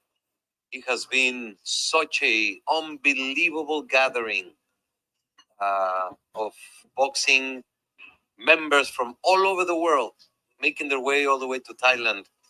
It has been humbling. It has been highly inspiring because this is WBC and the family and the outreach that we have. You've been a very difficult man to get a hold of in the last 3 days. I know you've been in mandatories and ratings and you've been full on here. So I appreciate your time. But I mean, let's jump straight into it. Yesterday was there was so many bits of news. Obviously, being from the UK, that has relevance to some of our fighters back home. But you know, the big talking point from yesterday was this Terence Crawford situation, which went viral on social media yesterday. So I was just going to ask you, without asking an actual question about it, what is that situation? Can you give us a bit of context to this whole situation that we learned about with Terence Crawford being stripped yesterday? Well, it's very unfortunate. The worst situation, the worst decision that the WBC could ever take is to withdraw recognition of a champion. And I am very sorry for Terrence's actions. His actions led to the WBC decide something. And we did every single possible attempt to find a resolution and to avoid what eventually had happened. But boxing champions have obligations, same as they have great benefits from being a WBC champion. And it has been a long process, which is very uncomfortable and disappointing. So obviously what was coming back from yesterday's feedback was sanctioning fees that weren't paid. Could you elaborate on that a little bit more? Yes, that is the situation. Yeah. Sanction fees for 2 fights. For Madrimov, when Crawford was the WBC welterweight champion, he knocked out Spence in a spectacular manner, won the WBC and the Undisputed Championship. He petitioned the WBC to fight in super welterweight, petitioned for his final elimination bout to be mandatory in the division, petitioned not to lose recognition as welterweight champion. And that is under the rules. The WBC even made a beautiful Riyadh season unique belt for that fight, which you can see he proudly wore. He won the fight, and his next move, he never paid the sanction fees for that fight. See, but you see the way he explaining it, what fight? Because my thing is, if you saying the WBC, he talking about 2 different fights. You speaking about Earl Spence. So as you saying he didn't pay sanctioning fees for that fight, it's a little confusing, I'm not gonna lie, because you mixing it up. You saying he fought Madrimov, but wasn't that the WBA? It wasn't no WBC title on the line. And like I said, I hate to hear this because at the end of the day, it's all about money. It's all about money. Oh, you owed it for 2 fights. You didn't pay the sanctioning fee, blah, blah, blah, blah, blah. Like, bro, just to think about how boxing works sometimes, the inner workings is crazy. Paying to call yourself a champion. Paying. Like after you already paid with your blood, sweat, and tears. Now you got to pay with your actual money too. It's crazy. His next fight was Canelo Alvarez. He fought for the WBC title as long as... Now that I get. WBC title on the line with the Canelo fight, I understand that. But not so much with the Majamal fight. That got a little murky. The other three organizations, and he won the WBC title and the undisputed. He became undisputed, and he did not pay the sanction fees for the fight. The sanction fees that we assessed for that were minimal, contrary to the belief of the 3% that the rules state. On large-scale events, we do modify the sanction fees, and which is unfortunate. Most of that money was allotted. It was going to go to the Jose Sulaiman Boxers Fund, which helps so many fighters around the world. Jose Sulaiman Boxers Fund, which helps. Which is unfortunate. Most of that money was allotted. It was going to go to the Jose Sulaiman Boxers Fund, which helps. Jose Sulaiman Boxers Fund. Yeah, okay. You're okay. So many fighters around the world. Yeah. It's unfortunate that it will carry on this as a money matter, which is not. The matter is. It is a money matter. There are rules. Rules. There are forms. And the man. WBC only reason for existence Yeah, is they fighter, cat, the boxer. bro. Before I'm gonna go look up more of this. Watch, we're gonna talk about this. Blunt Sports, what it do, homie? Terence Crawford is a boxer. Terence Crawford is a sensational champion, legendary status, and I like him. I respect him. He does a lot of community work. We have met in the past. We have talked about it. We have talked about it. Always expressed concerns about what the organizations do. I have explained and taught. Real quick, one thing I will say, and we're going to play a little bit more of this and keep it cooking. One thing I will say about him is respect to him for not going like below the belt or like going personal. He ain't start questioning his integrity, and he kept it pretty professional. And I don't know, a part of me could respect that because I can't like be like I'm mad at him. He has his position just as well as Bud, right? Right? There is a structure, right? A system in place, right? That's been that way for the longest. So I understand that angle too. Whether I agree with it or not, I understand that everybody has had to pay these sanctioning fees that been calling themselves champion. I get that, but I just would want some understanding of the situation, like where the discrepancy came at. And I would like to know, for the sake of the conversation, is this a matter of Bud just saying, F y'all, I ain't giving it to you, or is it really them trying to squeeze him for extra money? Because that's what it sounds like with the way he's explaining it there. And they make his case stronger in some cases because they downplaying it. And then they say, oh, this is going to be, looked at as a money matter, but it's not the case. Yes, it is the case. It is the case. You sat up there and talk about the amount of money, the percentage, how much he got paid. It's definitely about the money. There ain't nothing else, because if you got it, we wouldn't be talking about it, right? So that's why I be questioning them, because even we know what it is, but you still trying to tell us it's not that, right? Oh, it's not about the money, but yes, it is. That's all you talking about. So we're gonna play a couple more minutes and keep it pushing. Showed him what the WBC does. We cannot do anything else, and it was his decision. He decided not to abide by the rules, and we were led with no other solution or position but to take that action. Just going back to what you said about his concerns about, was his concerns relating to where OP was good, Brody? How you feeling? In terms of shout out to fees or wherever. Was that always about the money, man. Whatever money that comes into WBC, where that goes, was that a concern? I believe so. I believe it has to do with that.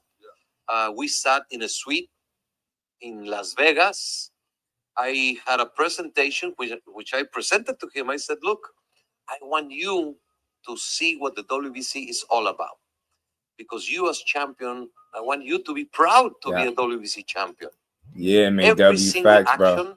That's why I like to hear, my guy. Every single program, anything that the WBC does is directly on behalf of our champions and our promoters. If you promoted a fight for the WBC, if you fought for the WBC, everything that we do is on behalf of them. It is not me or a few people. The WBC has 176 countries affiliated, thousands of members around the world. Our office employs 50 persons directly, indirectly hundreds. We have activities and offices all over the world. We have committees. And that's pretty much it. I don't want to hear too much more of that. It's a lot more, but nah, I don't want to hear all that gibberish. I respect where you're coming from. At the end of the day, just seemed like they try to bleed him for a little bit more money, and he wasn't going, man. That's what it sounded like. That's really what it sounded like to me, man. You know? But we'll see, man. Life will go on. They got their belt, so they'll be all right, right? They'll live. They got their belt back. They got their belt back. That's all they wanted anyway, right? So let's keep going, man. Let's get into this interview. Al Booger, what it do? Propaganda, yeah. I think they just try to get man, get us making arguments for him so we get to attacking Bud Crawford. I really think that. I ain't gonna lie. I really think that's what they, you know, maybe not Mauricio because he ain't had that kind of energy, but he did light the fire. He started it off, and everybody else followed suit. So they still mad at Bud, and now I guess they mad at Shakur for this Cigar Talk interview. So we're gonna play this, then we're gonna dip out, man. Shout out to everybody. Hit the like button, man.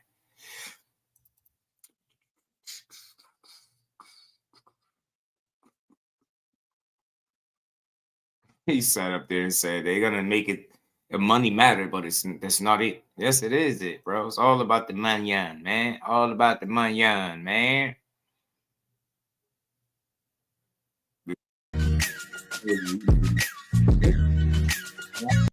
Respect that, so that's true. I'd rather stay away from them and with the game when you were a celebrity. No, it'd just be how they like. You know, because of something he said something about being the face or something. I didn't even watch it. This is my first time watching it. I didn't even watch it. So they said something about him saying after he beat T.O., he the face or something like that.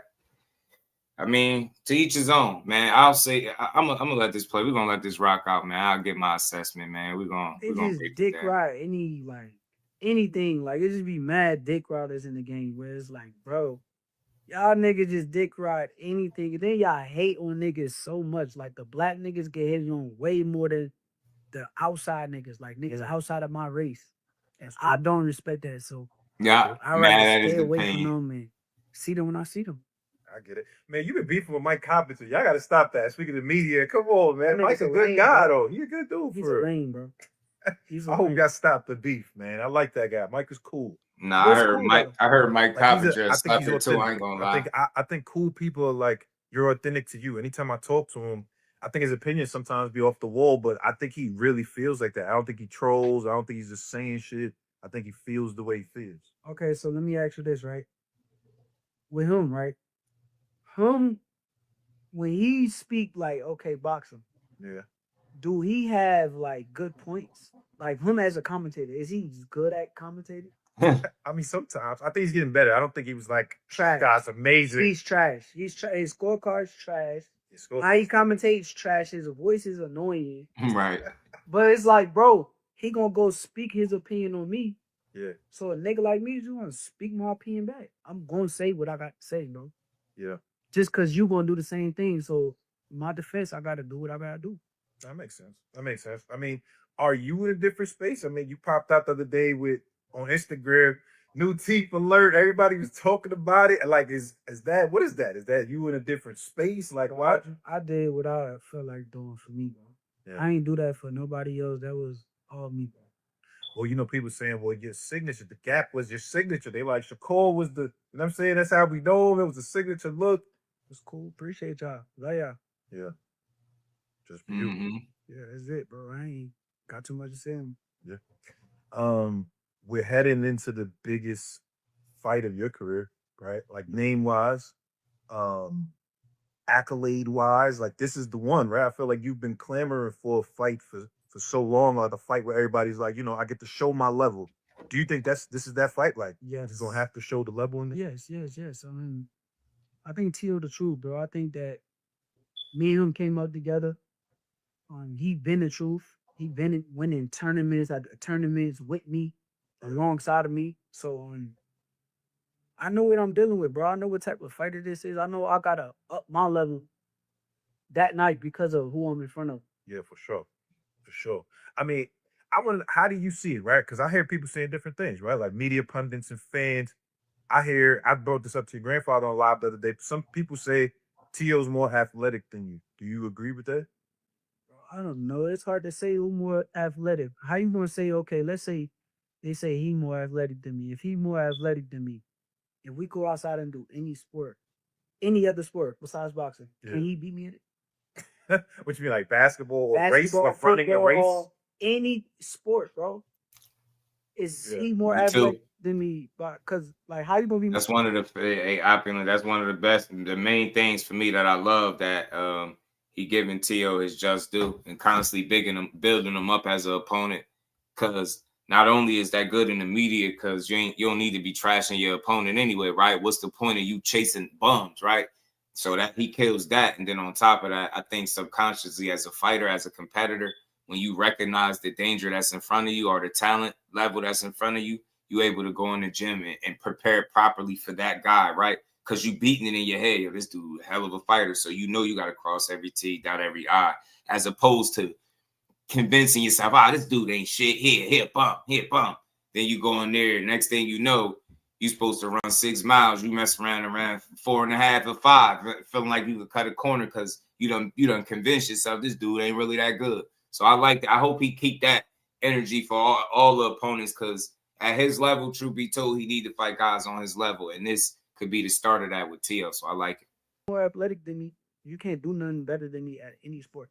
Yeah, I mean that makes sense. I don't know. I wonder. I don't know. I mean, he's an athletic guy. I don't know. I'm from the trenches, bro. I come from the hood, bro. He comes from where, bro? He say Brooklyn, but I don't. He be saying he from Brooklyn though. I don't know where he's from. From Florida. Florida. He's probably born in Brooklyn. Yeah. He's from Florida. But I'm just saying, like, where I come from is like the hood. I go outside, play basketball every day. I go outside, play football every day of my life. Yeah. So for him to be like more athletic, okay, cool. That's what y'all call it. But man, I don't know. We'll see you on fight night. How do you envision it? I mean, I'm sure you played it out in your mind a bunch of times already. Me just making a great fighter look average. That's how I see it. Are you gonna fight like the Zepeda way? Because that was the first time we seen you fight like that. I can't tell you how I'm gonna fight. I fight different styles for different people. Yeah. So I may fight this way for this guy. I may fight the other way for another guy. But my main objective is to get the job done. Yeah. I don't care about like which way I fight. As long as my hand is raised, if it's ugly in that bitch, I'm good. Yeah. And I'm like this. Yeah. Good. What was it about Tio that you gave yourself like this is the one I want him, right? Because I'm sure you at a point where you got options, like you could pick, you could pick and choose. Yeah, I know. Why? What was it about him that you was like, all right, this is the one? What made you want to? He's on top of his game, bro. I said that his last fight in front of New York City. Times Square, yeah. He fought Arnold Barboza. He was sharp. He was stacked. What's my boy name that was dead to one of the 5-4 Kings, whatever they want to call it. So he on top of his game, bro. So if I see somebody on top of their game, my competitive edge just kick in. It's like, okay, I already vision right then and there that I want to fight him. Like I want to be in front of him and see how my style do with his style. So it's more so just who the best. Do you think this? Because we've talked about other interviews that we've talked about you like, yo, I want to be the best. I want to be the face of boxing, etc. Is this the fight that you feel I am. I'm that guy, bro. Yeah. I'm that guy, bro. I'm tired of even sugarcoating that shit. I'm that guy, bro. Yeah. I'm the guy. What's the guy? What is the guy? I'm the guy. I'm the guy that's gonna put asses in seats, the views, nigga. Everybody gonna tune into my fights. If we could act like Tio is the A side of this fight just because he got the belt. Yeah. Let's pretend because you got the belt, and I'm coming to challenge you for your belt. That's what it is right now. But truthfully, is he the A side? Like I'm the bigger fighter, bro. Popularity. I'm the guy, bro. Like I'm the guy, and after I beat him, bro, I'm the face, bro. I ain't gonna lie. He Is he this pay-per-view box office star? No. But do he sell tickets? Do he sell more tickets than T.O.? Absolutely. Face Hear that box, shit, face. I don't want to hear them, bro. I don't want to hear Face. That's a are you face of that? Man. It depends how you beat him. The how matters. Bro, I agree. Anywhere I go on the planet, bro, everybody knows Shakur. Yeah. I go anywhere on the planet, bro. Niggas, Shakur. Oh, can I take a picture? I'm the god, bro. Hold on, does that happen to you a lot? Like I told y'all in my experiences, every time, you go to his fights, they show up, they show out, standing ovations. Then when I catch him in a fight where he's not fighting, that shit he's saying, yo, can I take a picture? Yo, I'm telling you, yo, and it'll be for a long ass time, man. This dude was like 15, 20 feet away from his seat at the Boots fight when we was there, and it took him so long to get back to that seat because of all the pictures that people wanted to take, and just like, you get a lot of love when he out. I ain't gonna over exaggerate it. As far as the space of boxing shit. Look, let me say this. In terms of will people ever give him that recognition ever?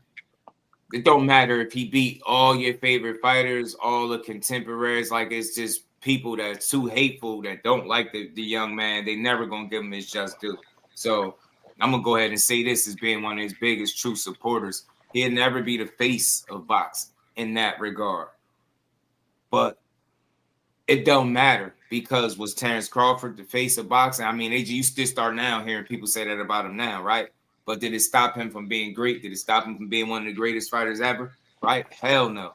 So at the end of the day, as long as Core keep doing what he's doing, just keep proving it. At the end of the day, when the smoke clear, you're gonna have, I say this all the time, you're gonna have to respect it. You don't gotta think he the face of boxing, you don't gotta think he this or that. I'm not here to make that argument either. He'll never be the face of boxing. By those standards, by the standards of, today's boxing, never. But I think what he can be is one of the best fighters in the world, no matter what. And I think he can keep proving that. And he's been proving it thus far. And I think he just keep doing what you're doing. You're gonna get the recognition, you're gonna get the praise because you got the staying power. I think you're gonna have some longevity in the game where you're gonna be able to get some big fights and make some real money, some good money, but continue to grow his profile. You just got to stay down. Keep doing exactly what he be doing. Stay focused, bro. You know what I'm saying? So they'll just walking around. Yeah. Bud, a real one. He be amongst the people. You know what I'm saying? You get what I'm saying? Him and Terence, like, think about it. Blunt, what's good, my homie? How you feeling? What's up? You can go and finish what you were saying. No, I about to say, yeah, the comparisons with Bud is real. Like, they tell you what, Bud ain't fought nobody. They tell you what, with Shakur, he ain't fought nobody. He just want to be like Bud. He just this or that. But Bud Crawford, I don't want to hear from the haters. I want to hear from the real ones. Bud Crawford to tell you, look, Shakur better than me.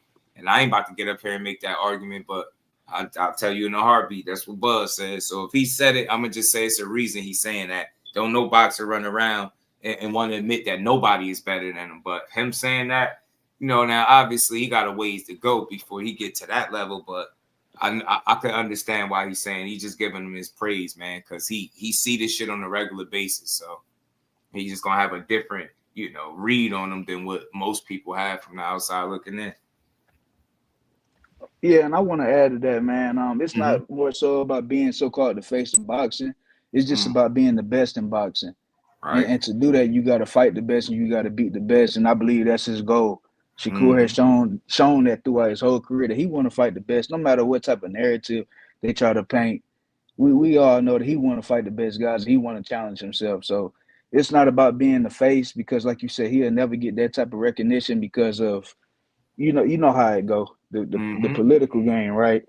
So, but being named the best fighter in the world, I think that's good enough. That's what Bud Crawford is, the best fighter in the world. Me? So, yeah, you get me. And look, even with as great as he is, they still trying to slight him and knock him down the peg. So that's why I say that it was intentional with this making a big deal about this sanctioning fee shit. They wanted the people to get up in arms. They know how this shit work. Try to move the needle, get us talking about it, stir up a bunch of emotion and opinions, and get people going that Bud Crawford. Oh, you doing boxing dirty? You ain't you ain't paying it forward, man. When you know this ain't that type of dude, he pay it forward every time he help a young fighter. You know what I'm saying?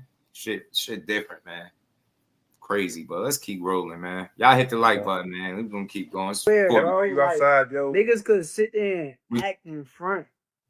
And you know, like social media try to spin a narrative like, oh, I'm the guy, bro. I'm the guy. I was the old and with the new. I'm the guy. Of course, said you I'm gotta the beat guy. You gotta beat all the guys, though. That's cool. You gotta beat I'm all with of the challenge. I'm with the challenge. Starting with T.O. Yeah. Then who's next? Well, so if we talking about who's next, you've been calling out, or I don't say calling out, because y'all both been going back and forth, but kind of been. I feel like I've been seeing a lot of talk with that right there. I told him, come on. Yeah. But the thing is like I see him say that, but then he say something else about somebody else or this guy. But me and him had a whole conversation, and I said, bro, let's do it.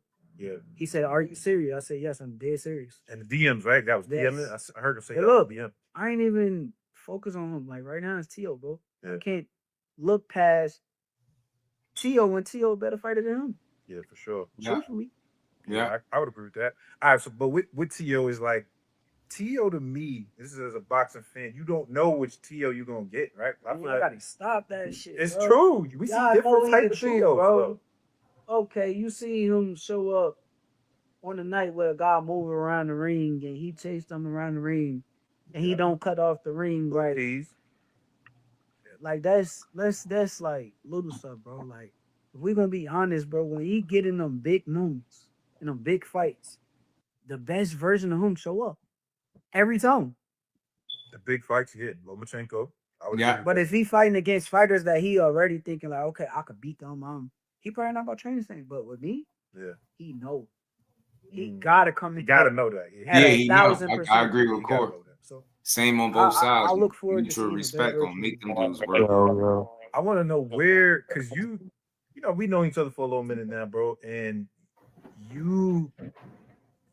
nobody likes to lose, but your version of losing is different than most people. Like your hatred of losing, I should say, is like a little bit different than most people. Obviously, your Olympics clip goes viral every couple months. Me too. I love that clip. No care. It goes viral every couple months. But where did it come from? But what's the first memory that you could think of something that you lost? Like when I lost and it made you, because I just want to know where the fuck does it come from like that crazy? My second fight. Second fight ever. I was 8 years old.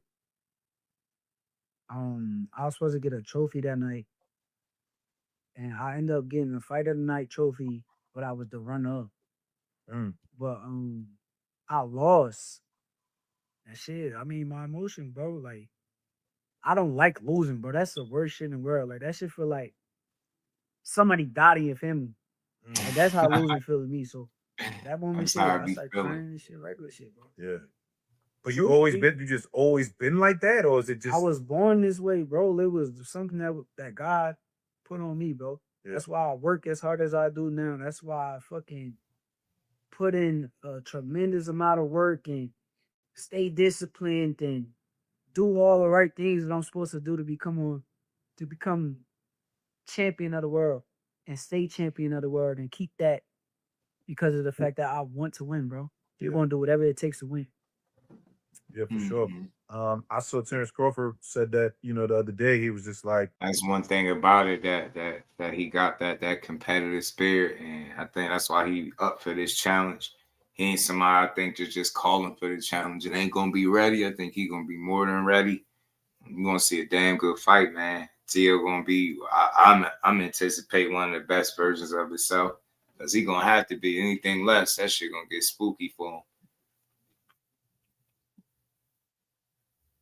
Weight had been made, between Pitbull and Roach, but Cool Boy ain't make weight. Yo, there's no way that T.O. really could beat you. I mean, I know y'all are friends, right? Mentor, all of that, big bro, little bro. Is that something like Crawford looks at you and kind of sees stuff in himself, or like what you think it is? He just been around me for years, so he know. Same way I know with him, bro. Same way when he fight, I know for a fact he's gonna win. I'm willing to bet. Yo, anybody could walk up to me about Bud and be like, yo, you to bet this. I'm taking every bet. You know I know. Every bet. I don't care because I know what he's built with and what's like within him, man. It's the same thing with me, bro. He know like who I am. I'm gonna do whatever it takes to get the job done. He know what I'm built with. He know how competitive I am. So, bro, that's just big bro. That's one of the few big brothers that I got on this planet. What's good? What is it about your relationship that make you so tight? Because like you said, you ain't really fucking with a lot of people. There's not a lot of people that you look in your corner and feel like that. I know he said that today. He kind of went on his Twitter binge today where he like old niggas hating on young people. Like he don't fuck with a lot of people. What is it that makes y'all kind of have that synergy like that? Honestly, I just think that I came up under him, bro. Like I honestly owe that man a lot. If I'm being like real with you. When I came up from the amateur to the pros, Bud played a tremendous part on my transition. Like learning how to be a pro? Learning how to be a professional fighter, learning how to stay disciplined. Now, I drifted off at times. Yeah. Bud was a fighter who stayed disciplined throughout his entire career. Me, I done had my moments of I went over here, came back, but then I had to wake up and realize, like, damn, look at this nigga, bro. This nigga's the best fighter on the fucking planet. Yeah. And how did he get here? How did he get here? He got here through hard work, dedication, and discipline, bro. All right. So, bro, I don't know, bro. I just want to be the best, bro. And I appreciate that dude. He kind of helped me get to this, where I'm at right now. And he passed me the torch. Yeah. See, and that's that shit, man. That don't them the stories that need to be talked about. Not no damn sanctioning fees. Talking about that man integrity. That's the integrity that he got right there. See how he able to affect Shakur in a positive light, and not just him, the Keyshawn's, DB3, like just being in there to help these guys, guide them, get a game, and he led by example. So it's easier for people to follow somebody lead when you seen a guy lead by example. Shit is dope. You already know. But shit, that's that mind frame that take you to the top. Yeah, you gotta use. And that's what I like. He's motivated by, you can jump in whenever you want, but just let me know. He's motivated by watching his big brother and Bud Crawford be great, bro. He got one of his first tough lessons in boxing from Bud Crawford, right? And it been good since then, man. Showed him that he wasn't as good as he thought he was, right? And made him work his ass off. And you see the results, man. Like, love him and hate him, he's one of the most talked about fighters in boxing. And all we got to do is keep winning from here. You know what I'm saying? Just keep winning. Yeah, I'm back. All right, man. Yeah, that's all you got to do. So, yeah, man, I like that he got that positive influence around him in Bud, man. He got a constant professional dude, live a lifestyle, make the right choices, constantly working. Don't let himself get out of shape. Don't overlook nobody. Just work hard as hell, the work ethic, and then you got the skill set that, your skill set is clicking and on par with your work ethic, man. You're going to go real far. So that's why I said it's all up to him, man. It said he at the point where right now it's you versus you every time out, man.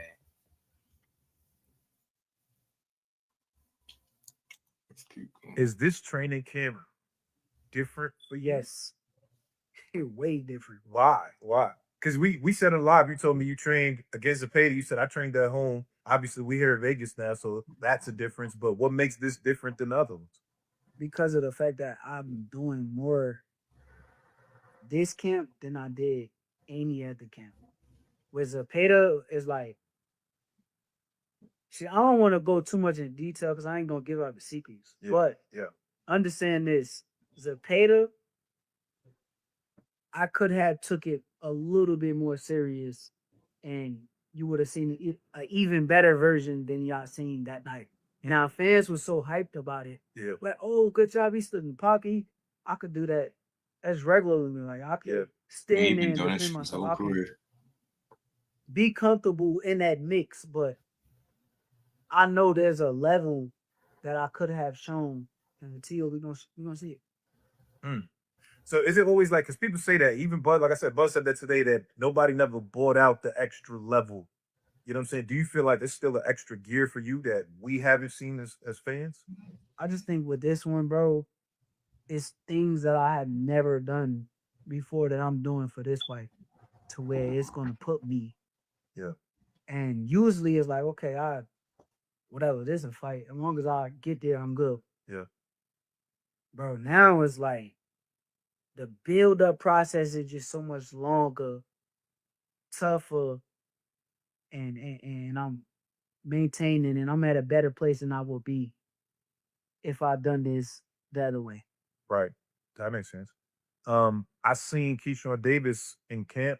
Yeah. When I was on live with your grandfather, he zoomed in on Key. I said, "Yo, nigga, what's up? We ain't see Key in a long time."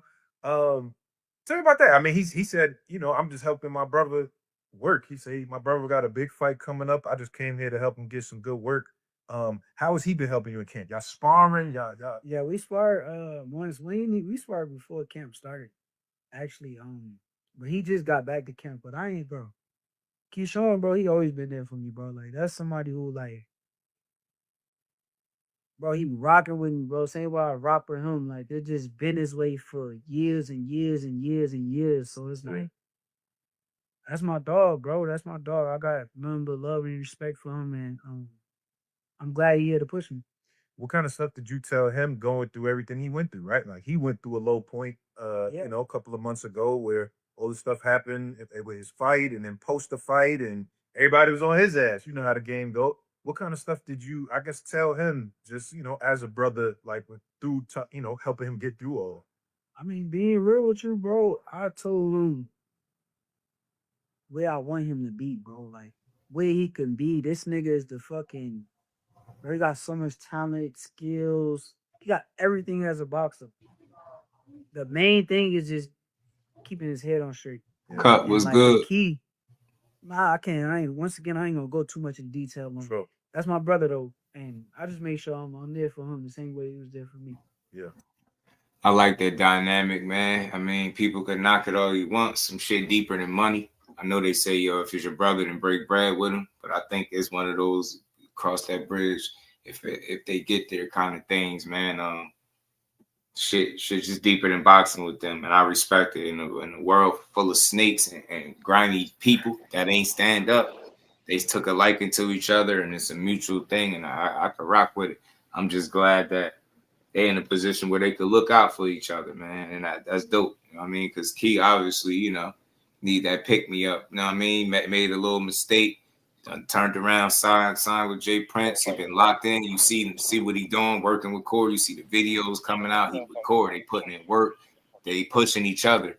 Saying his main sparring partner. Well, he, it's Keyshawn. So this shit is iron sharpens iron, bro. And the things that I've heard about Keyshawn Davis over the years is just he could stop. Only he could stop him. I swear. I'm telling you, I done heard it from too many people, from sparring stories. We done seen it in real fights. The talent is there. So you heard what Shakur said. It's all about keeping them focused, because he a bit of a wild card. But other than that, he got all the talent and skill in the world, bro. And I respect it. I rock with it. So I rock with him on all that. So I rock with boxing. I don't wake up and find reasons not to like these guys. That shit be sounding crazy when people be telling me. They can imagine not liking complete strangers, bro. You know what I'm saying? Like, seriously, in the world. Nothing to you. That's only trying to figure it out. You get what I'm saying? They winning in boxing. Like, they not gonna be perfect, but we like, they can't even say nothing. That tweet to show them, like, I hate him. You see what he tweeted? Can't believe him. It's like, bro, did you see that fucking fight? Did you see the fight? AOP, you hear me? In that ring, bro. I don't know people personally, but in the ring, did you see that last fight? Did you see the belt, the ass? Did you see the narratives falling by the wayside and how people faces were screwed up when they had to sit up there and talk about that fight? I laughed. Hey, Blunt, man, I was crying listening to people not wanting to talk about this fight. I know it. He got his jab time. He almost got knocked out. Hey, and just to be clear, right? You would love to see Keyshawn versus Shakur, right? Hell yeah. I watch. Hell yeah. You know what I'm saying? So I think people got that kind of misconstrued. Like they don't think like we don't want to see the fight. I would love to see the fight. Just let them boys get there when they get there. Yeah. Yeah. You know what I'm saying? The more y'all ask them to fight, the more they're gonna push against it. That's just how it is. Or if they really want to fight, then what's the incentive for them to fight? Just the people telling them to fight when they establish that they won't. Throw the bag at them. Make them an offer that they can't refuse, where they start looking at each other with that smile like, hey, man, we might have to. Because hell yeah, let me be clear. There's not a single person, whatever weight class Shakur Stevenson is in, and whatever the best fighters are in that weight class, I want to see him fight them. All of them. So I want to keep playing this because I seen, people be in my comments a lot. Then I be live. I don't be seeing them because they giving them a lot of flack about his comments for Abdullah Mason. So, I'm going to let this rock out. I'm trying to get to that because, hey, man, y'all put him on Shakur Stevenson level. Mind you, think this is how ignorant the boxing world is and how, people it'd be feelings and emotions over facts. If you rated Abdullah, I don't give a fuck who you are. If you rated Abdullah Mason over Shakur before he even had a chance to compete for a title, you are what's wrong with boxing. If you want to say that that's your favorite fighter and you like him more and you feel like he going to be the threat to Shakur, he could beat him when he get there, all that shit is cool. But to go out of your way to try to convince listeners that Abdullah Mason is on a higher level than Shakur Stevenson or rated above him, meanwhile, conveniently, not even bringing up Gervonta Davis. He's the god of this shit. Yeah, we not going. Yeah, that fight, that's way too much for him. Take too much. But Shakur, he could beat Shakur right now. Based off what? I'm hearing some wild shit, and I'm trying to hold my tongue until he start talking about Mason. But damn it, somebody told me Shakur Stevenson wouldn't beat Sam Noakes at 21 years old. I'm damn near lost my mind. I had to remember it's one of the guys. I'm like, bro, y'all wake up and say anything without no thought behind it whatsoever. What do you possibly have to go off to come to that conclusion that he would have a tough time with Sam Noakes? Why? Because Abdullah Mason did? Let's be honest, because I'm a real supporter of the kid. The only reason the fight was as tough as it was because of Abdullah. Not because of Noakes. Yes, some of it was Sam Noakes, his durability. He was resilient. He wanted to win too. He was undefeated. All of those things are true. But let's be honest. That fight was as tough as what it was because Abdullah Mason still fighting with the young man energy, and I respect and love him. It's not a bad thing because he's able to make it work to his advantage. But as he continues to grow, he is going to dial it back a bit. At least I think so. If he's going to get to where I think he's going to get to, he's going to calm some of that shit down, and he's going to be more of a cerebral, calculated killer. Right now, he's operating off that young boy, I'm going to get in your ass energy. Not that I'm cerebral, but I also got some physical gifts. All that shit ain't being put together. You might think it is, but it's not. He went out there and made that fight tougher than he had to be. And then I made the short video because he said, man, I feel like I fought his fight. Come on, man. And then I'm honest. What did Core just say about him when he fought Zepeda's fight for the most part? Hey, man, how you going to fight moving forward? Hell no. Man, hell no. I took too much punishment. No. He just wanted to shut some people up. So he was critical of his own performance. When people was raving about it, he was more so like, man, this is shit that he know he could do, but he chose to fight that way to shut the people up. But he knew damn well moving forward, that's not how you fight. This shit ain't about taking punishment. And I got something to add. Mm-hmm. Like before we continue, right? It's a part in here where he talked about T.O., right? Mm-hmm. And I'm gonna point something out to the viewing audience when we get there. It's something that's very it just show who won it. You know what I'm saying? But I'll let you know when we get there. No doubt. Let's keep going, man. Y'all hit the like button. Let's keep rocking, man. This is a good interview, but like I said, man, he public enemy number one. I'm telling you, public enemy number one. That man can't speak his truth. He can't even talk about if the Saudi money is good without people, he's a liar. He's this, he's that. It's just like, bro, let the man live, man. It ain't that deep. He the only one being honest with Abdullah Mason.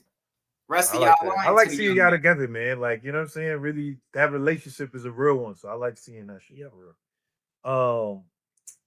your contemporaries. Like, do you think about that in your quest to be the greatest? Like how everybody said 4 kings or whatever. Do you kind of compare where you at versus where they at and like the landscape and shit like that? I mean, as a competitor, yeah. Yeah. Like as a competitor, you're like, okay, Like this Kirkland guy's Peace, bro. here, Mine this was guy's good, here, man. this guy's here. But for me, it's like only on the competitive side, I try to keep it there. I try not to keep the other side of like a lot of guys nowadays is missing what I see with like the younger generation. They compare themselves to other people. Oh, he got this. I should have this. Yeah.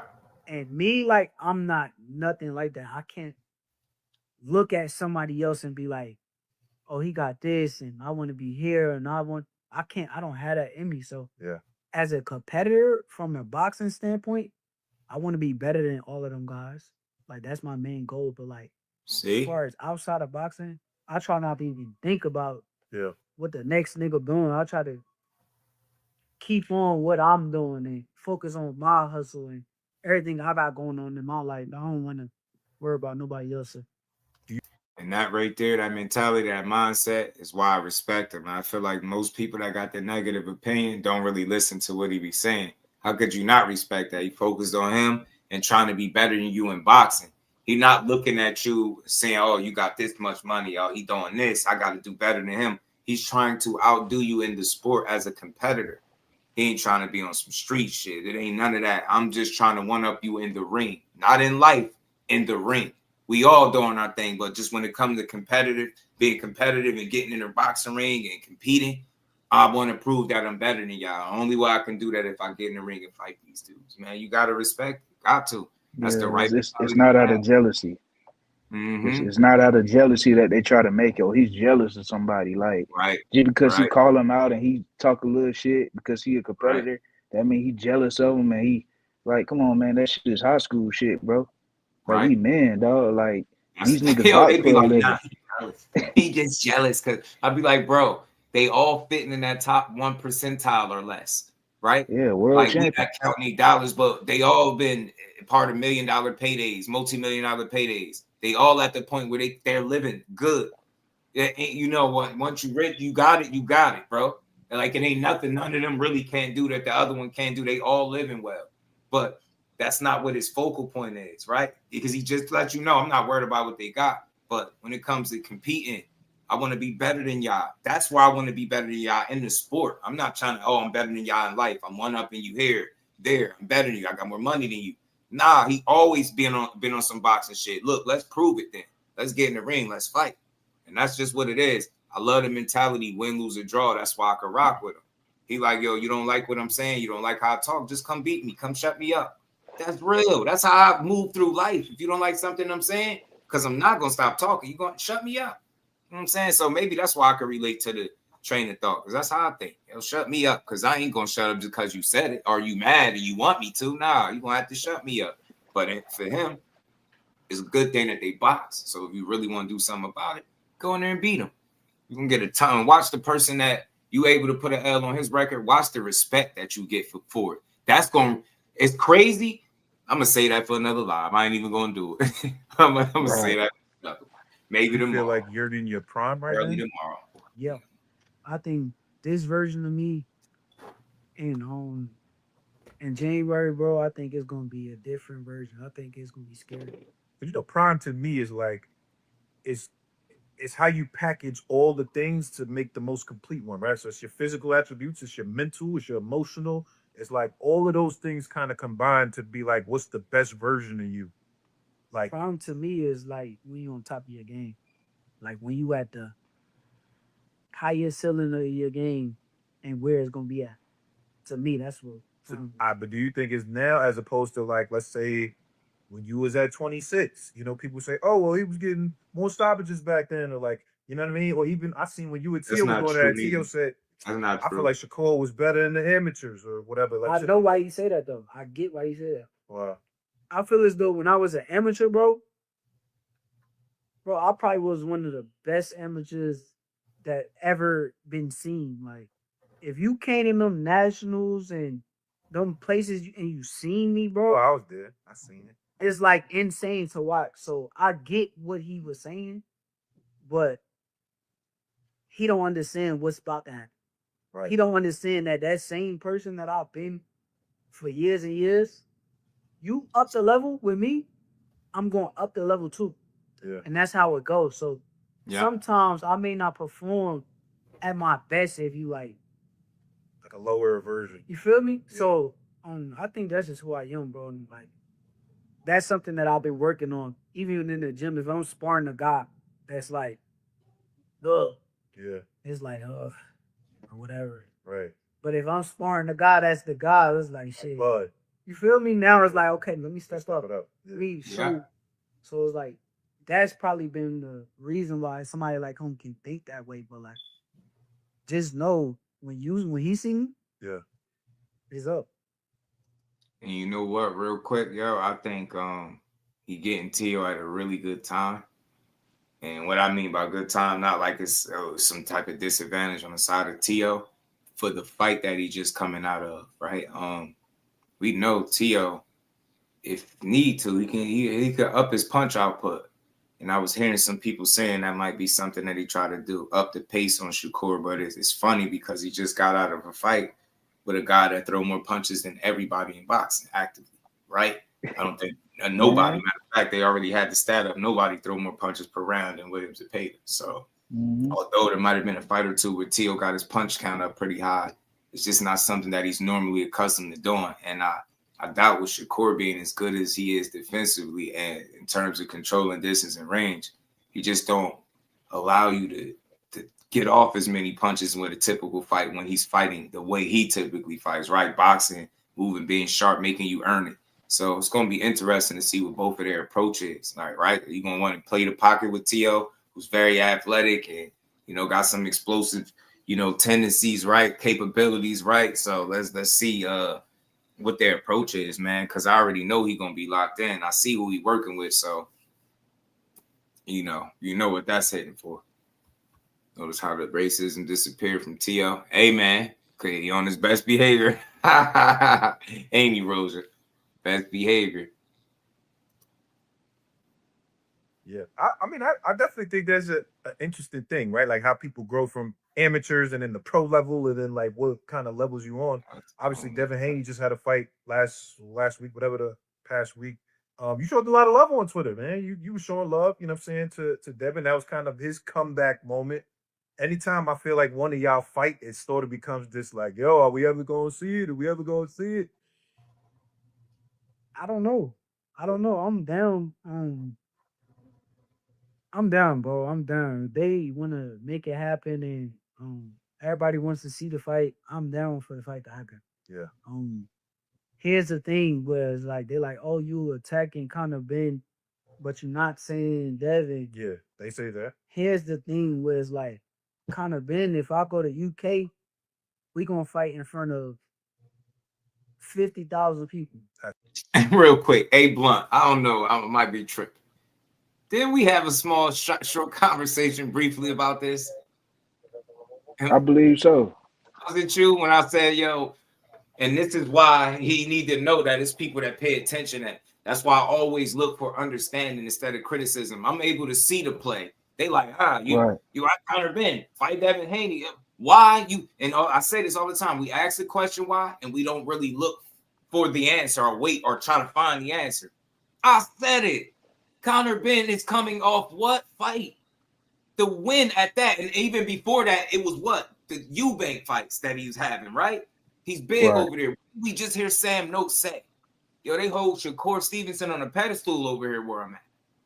This is out his own mouth. He's from the UK. This is what he's saying. And you think that mixed with the fact that Conor Ben and Chris Eubank just did what? Fought in front of how many people? And what does he think? And this dude, you picked up boxing late. Man, you cook. He said it to his face. How when you start boxing, you cook. And you think about fighting in front of all them people, different demographically, to grow your profile and your fan base. That would be a great win on his resume if he ever fought Conor Ben, because it would have to take place more than likely at 147 pounds, where most of us don't even see him campaigning or competing at. That would be crazy. In front of all them people, That's what he thinking. They're like, oh, no, you fight him. Why not Devin Haney, man? And I get that because I'm like, yo, you could fight one at the weight class. You could fight them all. But in due time, man, y'all got loud and bold, man. Haino's clan. I get it because y'all 2 weight classes up right now. And it's like, yeah, what's up now? Like, I know y'all think people dead. So y'all like, yo, what's up now, Core? Shout out to Yaves, man. He sent that hot cocoa. Appreciate the gift, man. Appreciate you, my guy. So yeah, man. I just can't wait to see this shit unfold. But I said the same shit to him. You know what I mean? Or about him. Like, that's why he doing. I be knowing. Like, the shit he say, and this ain't the only time. I done played a few of different interviews from him and Cigar talk, because they got a few of them. But he say a lot of shit that I already say on my channel. Don't even realize it, bro, because I really pay attention. I see shit for what it is. Like, if you don't like him and you say Conor Ben, you gonna downplay it and be like, well, why not this one or that one? Shut up and just let him do what he doing. He look like he belong at 47? Hell no. Ain't those clans still lurking. Shout out to Frequent. Yeah, ain't nothing wrong. Ain't nothing wrong with but I know he got a little bit more bold because they got the weight up. But Pop already let that be known what was up with that. You know what I'm saying? Talking that shit. Which I already knew this years ago, though. This shit is crazy. I knew that. Yeah. Well, that video I made, I knew years ago. That's a flat. I was dead for that fight that just happened. The news. If I fight Devin, we're gonna say at T-Mobile, MGM, maybe 12, 15, or 20, maybe. Let's just. I ain't gonna lie, bro. Real quick, I got to. I'm not gonna lie, yo. The fact that you started the comment all was saying the real ninja in you, like, bro. Then you can't. How real are you? I gotta ask. No disrespect. How real are you? You're saying a guy that's at lightweight is ducking a dude that's at welterweight. Make it make sense. Y'all gotta make that make sense, bro. Agent 17, what's good with it, bro? Damn, that's deep, bro. And look, I'm a real one real quick, and we're gonna try to play this through. Man, I'm stopping a few more times, but we're gonna play it through. It's almost halfway through. So I'll just say this, man. Neither one of those dudes was ducking each other. I think they grew up with each other. Obviously, was cool. I think it was some type of understanding that they wouldn't be in the same weight class. I think there was conversation about that. Now, it was never I won't fight you, but it was this talks about them potentially fighting at a higher weights or down the line. This is why I always said, when that 25% shit came about, it went the way it went because I don't think they anticipated being in the same weight class, right? Devin overstayed his welcome at 35, which kind of had them bump heads at the same division. Had he went a little sooner, Core gets there and boom, that's never the conversation. Right. But once they got there, you know what I'm saying? There you go. It's like, you know what I mean? Now you say ain't going to be no other champion. I'm here now, so I'm willing to fight you. You know what I mean? Yeah, you looking to new money, man. Again, bro. Like I don't know who you listen to, but tell them people to stop teaching you that boxing is about ducking. You can't duck somebody that you're not even in the same weight class with.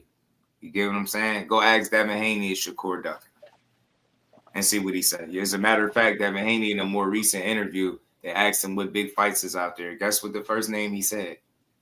Take a wild guess. What's the first name he said? Shakur. Matter of fact, since it's already out there now, it was some talk. It was a little discrepancy about the Brian Norman and Devin Haney fight. Because who they was thinking about trying to make a fight with? Shakur. That's all public knowledge now. I've been told y'all before they came out and said it, but now it's out there. You heard Haney mention it. That was real. So why would they look to make a fight with a guy that's ducking? And based on bills with the leaked tape, if he got off any against Corey, it was considered a good day. Don't ever ignore that. Don't ever forget that he legit held his hands up and talked about the skill gap.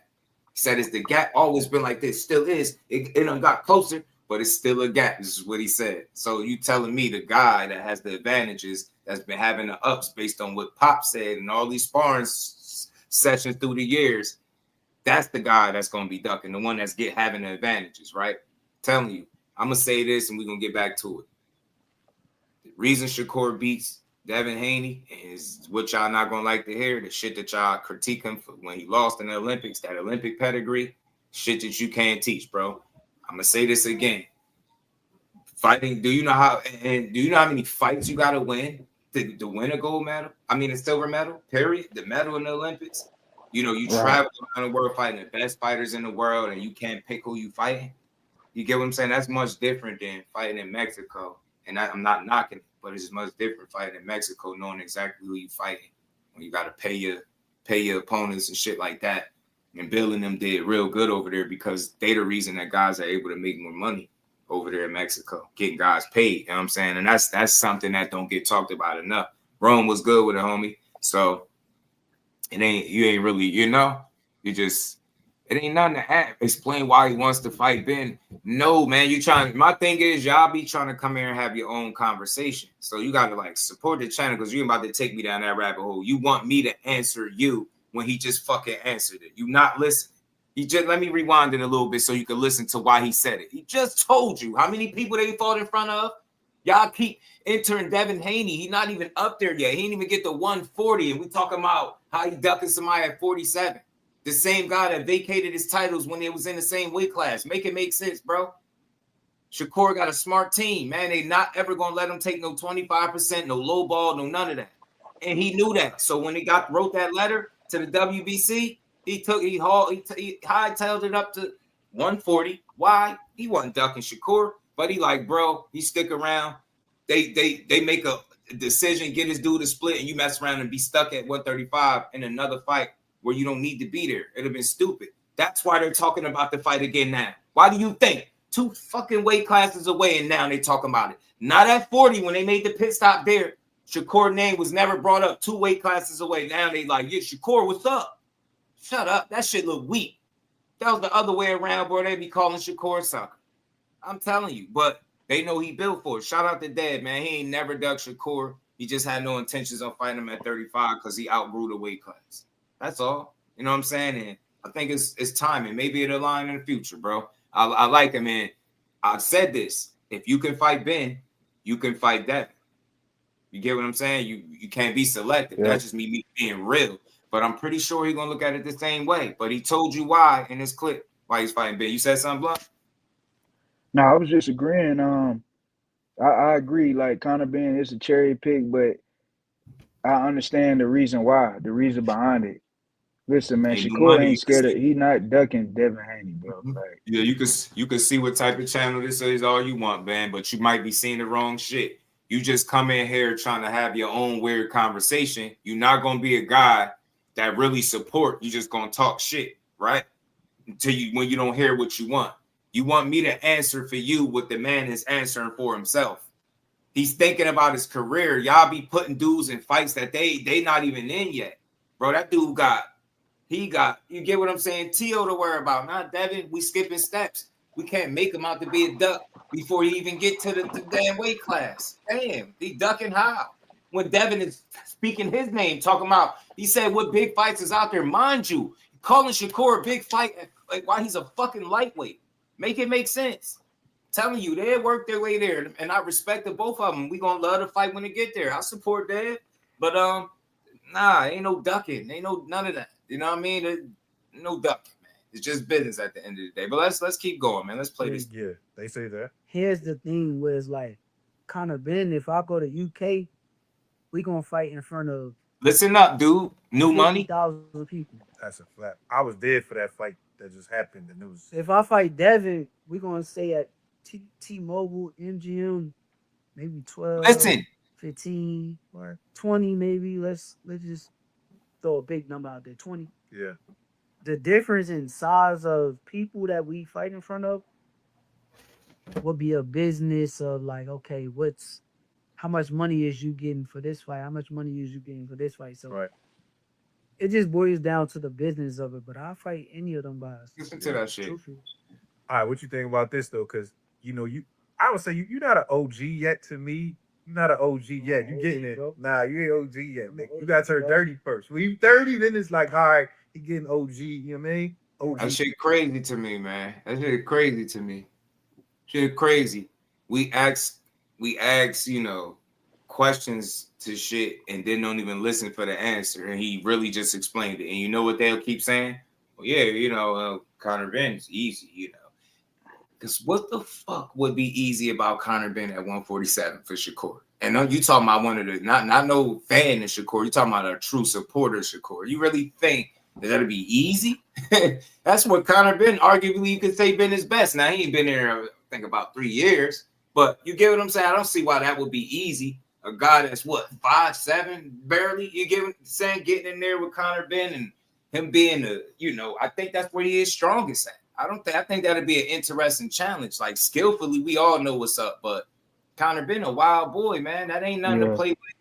That he could make that fight interesting, man. I don't think Shakur just getting there and make it eat. That's a challenge, man. You have to adjust to welterweight. We talking about, and you talking about a dude that fought as high as 160, fighting Chris Eubank and shit twice. So I don't know, man. Y'all, that's how I know the way people think.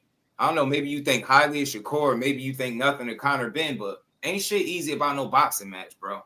I don't care how easy they made it look. Ain't nothing easy about no boxing match. That's a fact. People get caught up in how easy some of these guys make that shit look. That shit is high level shit at that level, bro. So, gotta see though. Yeah, man. He could be drained, but that's his own choice. He choosing to go back down there. They talking about they made him what? The mandatory for the winner of Barrios and Ryan. So and he don't give a damn. He'll be all right. He might be, he could be drained, could not be. But let's keep going, bro. Let's keep going. Y'all got the answer to your question though. But you got the young guns that's looking at you the way you used to look at them. Abdullah Mason, he looking at you like that bull. Did you see that when he said that? Because you said after his fight, he was like, yo, he's still a pup. Like, I forget exactly what you said, but he was like, give him some time, basically. Give him some time. But he kind of like in his interview, like, time for what? Like, who? I never said that. We don't need no time. But I seen it. Yeah. I think he's young, bro. He's young, bro. Like, I think he's the truth. I think he's a hell of a fighter. With him being young, the media is gonna try to twist and turn, and they're gonna keep saying Shakur. Like, you pay attention to the interviews and everything what they saying, they're gonna keep saying Shakur. They're gonna do that because of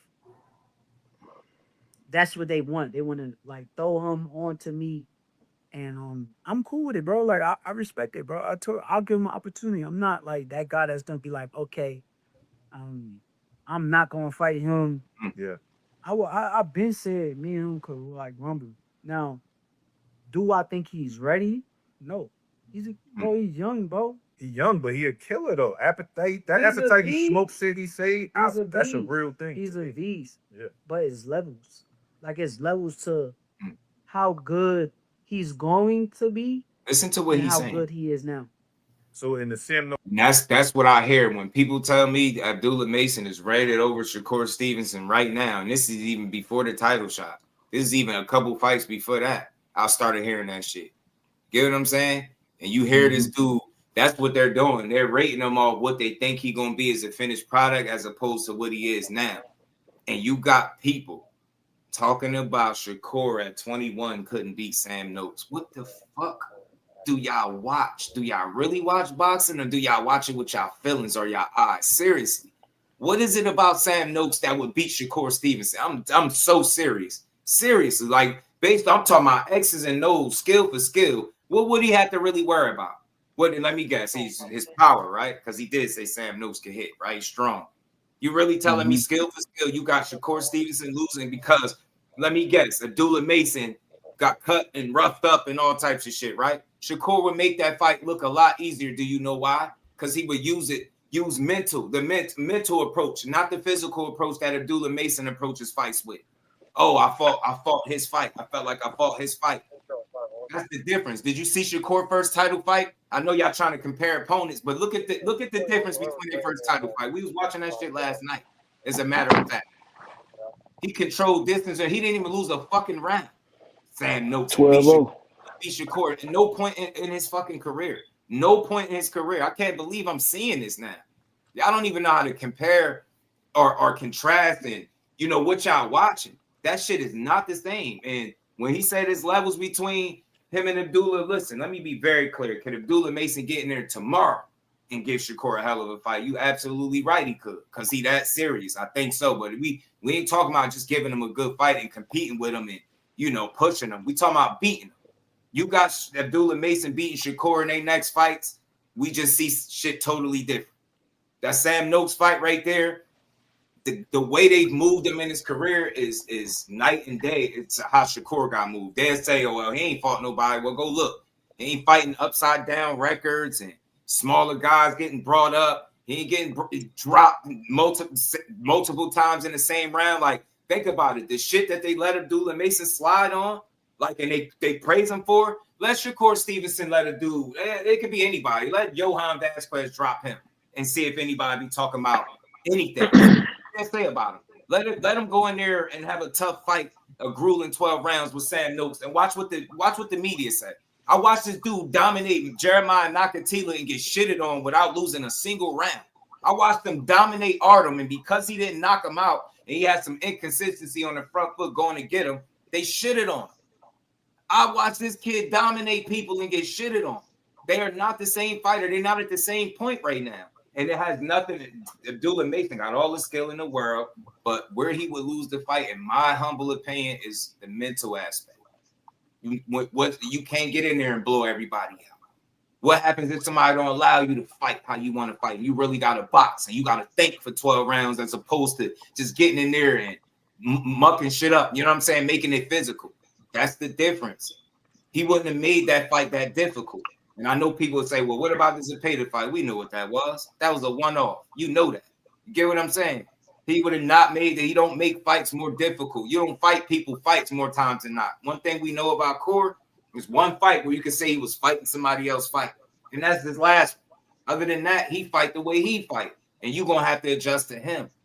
Abdullah Mason was fighting the next man's fight, which is also impressive how he beat him. All his fighters still beat him. Same way Core did. I give him the same respect, but he took unnecessary punishment. So when Core say he don't think he ready, that's what he talking about. It's funny how if you think he ready for Core, then you got to be ready for tanking every other champion. He ready for one of the absolute. I'm tired of playing these games because people don't like them and they be in their feelings. Tired of people making it seem like getting in there with one of the best proven fighters in boxing is just them walking apart because these dudes got punching power. Just seen that shit with Sam. He got punching power. He didn't knock him out. Think he gonna get in there and just have his way with Shakur. He gonna stand there and go blow for blow and just trade. That should be a totally different fight. He gonna have to get his thinking cap on for that fight. And I just don't know that he's had that kind of fight where Shakur would push him. The levels where he would push him, the areas where he would push him, it would be mental. Y'all stuck and hung up on the physical. Ah, man, he looked good. He jump off at you and he's strong. He hit hard. He punch hard. That shit ain't enough. That shit ain't enough. Not at that level. You need all of that shit, man. Punching power. Y'all focusing on the physical side and not the mental side. I'm telling you, and that's where the fighter get lost. A lot of these dudes gonna lose fights to Shakur when it's all said and done because they be talking. Look what perfect example on his worst night is De Los Santos went in there talking about he can't punch and this and that, and then went in there and did what? Get what I'm saying, man? This shit is crazy, man. And then admitted to Shakur Stevenson that he ain't want to get caught with nothing. If the dude can't punch, why would you admit that you ain't want to get caught with nothing? Right. Come on, man. Like, and they get in there with him. I heard Tim Bradley say something, man. He was like, with these pure boxers, right? They always hit harder than you think. They're faster than you think. They're stronger than you think. Right. You know what I'm saying? It looks sweet from the outside, but when you get in that jungle with them, totally different ball game. Mm-hmm. I agree, man. It just everything he say negative, but I'm just here to say it, and I'm gonna keep playing it, man. 503. If you want to jump in, you could. Yeah, bro. I'm gonna say this, bro. Let's just go ahead and keep it 1,000. And you from the same neck of the woods where Core is from, bro. Core is he is the unpopular kid on the block when it comes to his contemporaries, bro. That's just what it is. And it's starting to show more and more in this Turkey era of boxing because since Core has been with doing business with Riyadh Season and Ring Magazine, what has he done? He attempted to fight Kid Austin. We all know how that turned out. He just fought Cepeda, and now he's fighting T.O. But is Core getting the same type of recognition and praise and love that Devin Haney gets for fighting Brian Norman and Ramirez, or all of the love and recognition that Tank got for fighting guys that we didn't want to see him fight? Nope, he gets shitted I'm saying so it's like you broke it down so perfect, bro. It makes all the sense in the world, and I'm just thinking to myself like my nigga, this dude is finna fight Teofimo. And I'm gonna say this, and this is my first time saying it, but I was thinking about it, bro. Tank. I don't know how you could ever be second to him. I just real quick, 503. How could you be second to somebody just because they make more money than you? He more accomplished than him. How is he second to Tank? Because the sensitive fans say so because he make more money? Because that's what somebody told me. He over him because he make money. Shakur more accomplished, and he going to 140 to fight T.O. Something that they asked Tank to do, and he said he ain't doing. End of that, but keep going, keep cooking, bro. But when you comparing all these guys, right? And like I say, I'm not trying to diminish nobody's accomplishments and what they did. But when you look at it, bro, Teofimo is more accomplished than any fighter currently on Devin Haney's or Tank's resume. You know what I'm saying? Like let's just keep it real. And see the dudes that like to chill for Devin Haney all the time, my nigga, they was just trying to get Teofimo in the ring. This was before the Brian Norman shit even cracked off. They wanted to fight Teofimo. I don't know, for whatever reason Teofimo didn't want to fight them guys. I don't know why. But Shakur got that fight, bro. So why can't us as a collaborative of boxing fans, bro, why can't we all just get his man his just due, bro? And it's crazy. Like They saying Teofimo a cherry pick. When have you ever heard that in your life, bro? The bar is set extremely unrealistically high when you Shakur. They really get on panels. They really super chat real money to say, yo, he cherry picking T.O. Why? What about Gary Antoine? Never mind the fact that Gary Antoine got a fight lined up. When people do that, you sound like a fucking casual. Asking somebody why you ain't fighting somebody that got a fight lined up, that had a fight lined up for X amount of time is crazy. Acting like he ain't fighting the more proven guy there at 140, the most one is ludicrous. But we all know why y'all doing it, man, because there's somebody fighting him, and we know how high that bar is set because we know what y'all expect from him. Nah, bro, fuck that. These niggas is fans to fuck out. Just do these niggas. And see, this is why I listen to your channel a lot, bro. Because you one of them guys, bro. You know what I'm saying? You might have your certain guys that you like, bro. But at the same time, bro, you try to keep this shit unbiased as possible. It don't matter. It don't matter who the fuck it is, bro. A lot of these niggas is just fans to fuck out, bro. And I feel like Shakur is just a victim of being in the middle of these niggas between the Tank fans and the Devin Haney fans. You know what I'm saying? But like, and I know you're probably gonna continue playing the interview, bro. But it's like, even with this Abdullah Mason shit, I'm hearing people saying Shakur hating on Abdullah Mason. Bro, how you hating on Abdullah Mason?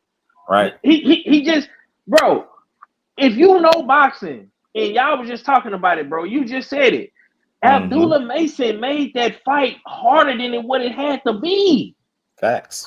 Like he said it. He said he fought his fight, bro. Abdullah Mason got hit way too much in that fight. His pops even said, I don't know what the fuck he went in there and did. He that wasn't the game plan. So Abdullah just went in there and did he did what he wanted to do. He still won, but it wasn't as clean as a Devin Haney performance or a Bam performance or Benavidez. It was a good fight, but when you looking at boxing and you looking at certain things, you saying, okay, well, damn, how was you in the inside? How was you in the outside? How was you in the mid range? How often did you get hit? Did you get hurt? Did your knees buckle? Like Abdullah, he went through every phase in that fight, bro. Yeah. And I feel like some of that shit that he was going through, bro, he shouldn't have had to go through it. Right. He's like, we feel like he's too good to be right going tick for tack with a Sam Noakes. Let's just be real. And that's what I'm saying. But people, because it's this love affair, their criticism is so soft. And it was exposed when he got dropped by Johan. Oh, man, he a dog now. He showed me he got up. Blah, blah, blah. But let a certain somebody get hit. His jab got timed, and he got knocked off balance. And that was people's whole fucking assessment the next day. After that, Williams and Pater got that shot, not caught off balance, bro. I listened to it. I made it my business to tune in to see how people would talk. And that's all they wanted to focus on. A point where he was vulnerable for a second. He got time, knocked off balance. I'm like, yo, you would have thought he didn't even go out there and win that fight the way he did. You would have thought that. But Abdullah, nah, he's a dog, man. He's showing you this. Sam Noakes, how about this, y'all? Let me say this, because y'all naming him the next phenom. Y'all putting him next to Boots and shit like that, right? Let's be honest. Truth be told, that fight shouldn't even been that difficult for him. Tell me I'm lying.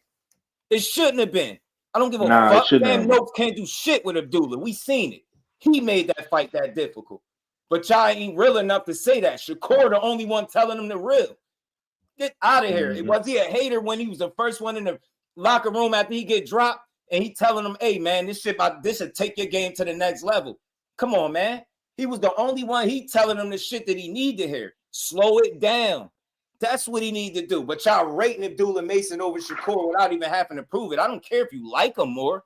But to say that, this is even before the title shot. Yeah, he's over Shakur right now. That's ignorant. You sound crazy. That's crazy why he's at level. So look, all this false narrative that he's trying to little brother him, that's bullshit. Stop doing that. Then you just hear him say, yo, I'll give him the opportunity. I ain't going to act like, you get what I'm saying? I'll fight him. He said it. The only one he will not fight is Keyshawn Davis. So I would love to see Abdullah fight, but I think it's going to be some politics that might stop it before anything else. But I have a tough time accepting that. Man, top bro, you've been around this sport way too long, bro. You know, Top Rank is not about to put Abdullah Mason in no fucking ring with no Shakur. It's not finna. Jay Prince ain't finna. Boxing, my guy. What's good, Bernie? Yeah, bro. Jay Prince ain't finna do that. Right now, bro, niggas just don't like Shakur for whatever reason. I don't know if they feel like he a threat or they just don't like him for whatever. I don't know, bro. But it's crazy to me. And I'm gonna say this, bro. Look at William Cepeda. Look at Teofimo Lopez. Look at Jose Ramirez. Look at Brian Norman Jr. Who has the better body of work right here, right now? Right here, right now, bro. It's fucking Shakur Stevenson. Right. It's not even close, bro. Right. They just moved them dudes different. It's like they don't get it, bro. Like I've been paying close attention, and they moved him the right way. They continue to move him the right way, and they building them the right way. It's the fans that's trying to force it. I think that's what Core coming from. Like, it's hating because he's saying, nah, he ain't ready yet. Bro, when you're going out there and fighting other people's fights, you still developing, bro. Like, you get what I'm saying? Like, that wasn't as optional as people made it seem. Like, all right, put it this way. It was a conscious effort for Shakur to do that. We know why. And then over there, he telling you, look, I fought his fight. Like, I felt like he didn't like it. Cuts and shit, headbutts. Man, and then he said it. When he kept his distance in his space, that's when he was getting his shots all better. Exactly. You're so much more talented than him naturally that you could have made the fight easier and still beat his ass the same way. When he get to that point, that dude is going to be scary good. But he ain't there yet, and people He's not there yet, bro. He's not there yet right now. Nah, his product. He ready for everybody except for Tank. Y'all sound like super fans. If he ready for one, he ready for all.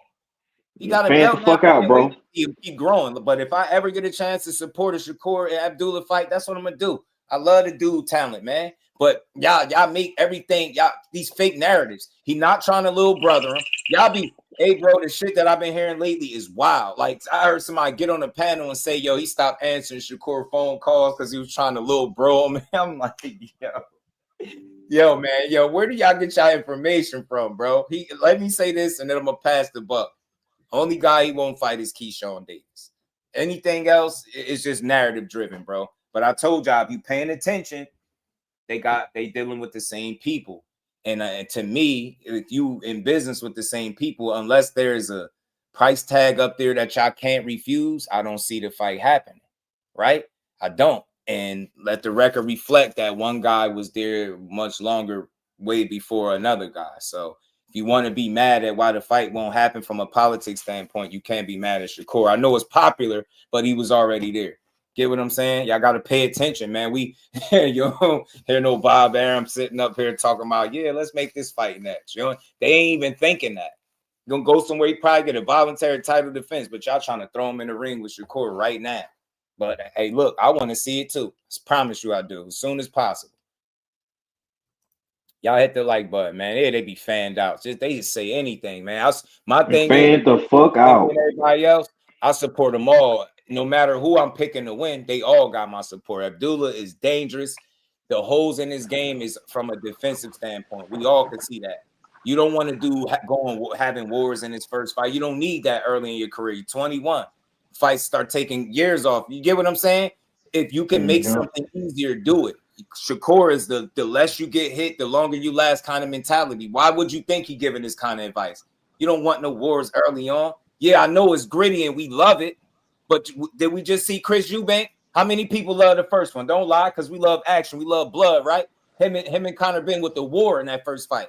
Literally, did you see Chris Eubank laid up in a hospital bed with his father having to spend the night with him? Get what I'm saying? Dude, damn near on the damn deathbed. To give y'all that ain't shit cool about taking punishment. Did you see the video I played for y'all that was in here early with Frazier Clark? Letting him go out for that last round. That dude was damn near out of it. Ain't shit cool about being like that. Hell nah, bro. Shit, wow, man.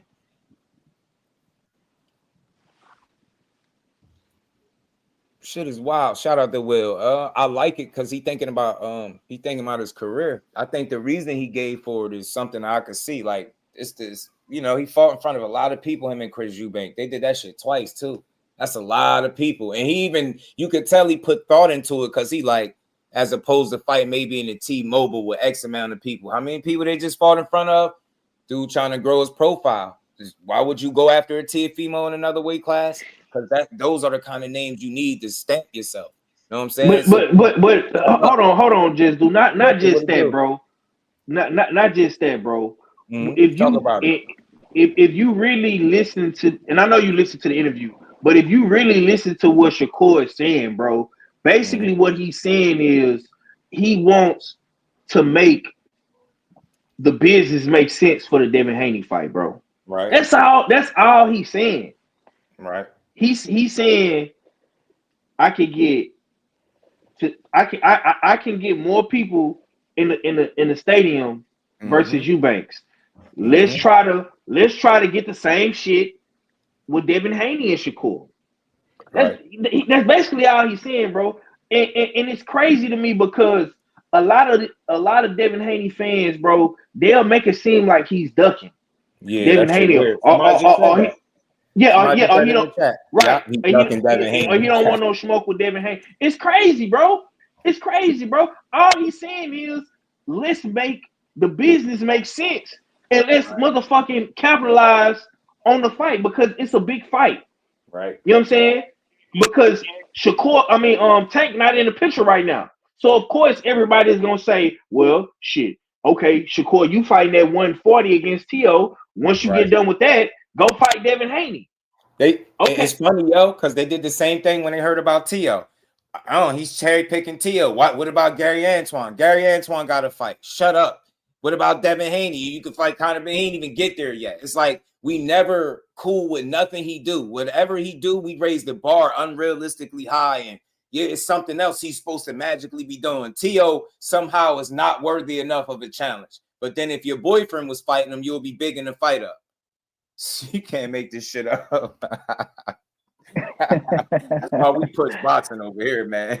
All that bullshit, man. We want to see all these dudes fight. I don't care about no fighter losing. I want to see the best guys fighting the best guys, man. But the narratives at some point, them shits got to stop. Y'all better pay attention, bro. They just found their tongue again. You just found their tongue again. I ain't saying they ducking or nothing, but they just got loud from 2 weight classes away. We ain't trying to hear that shit right now. We got Tio, and we got Tio in January, and I look forward to seeing some of y'all in the building because we already there. Hey,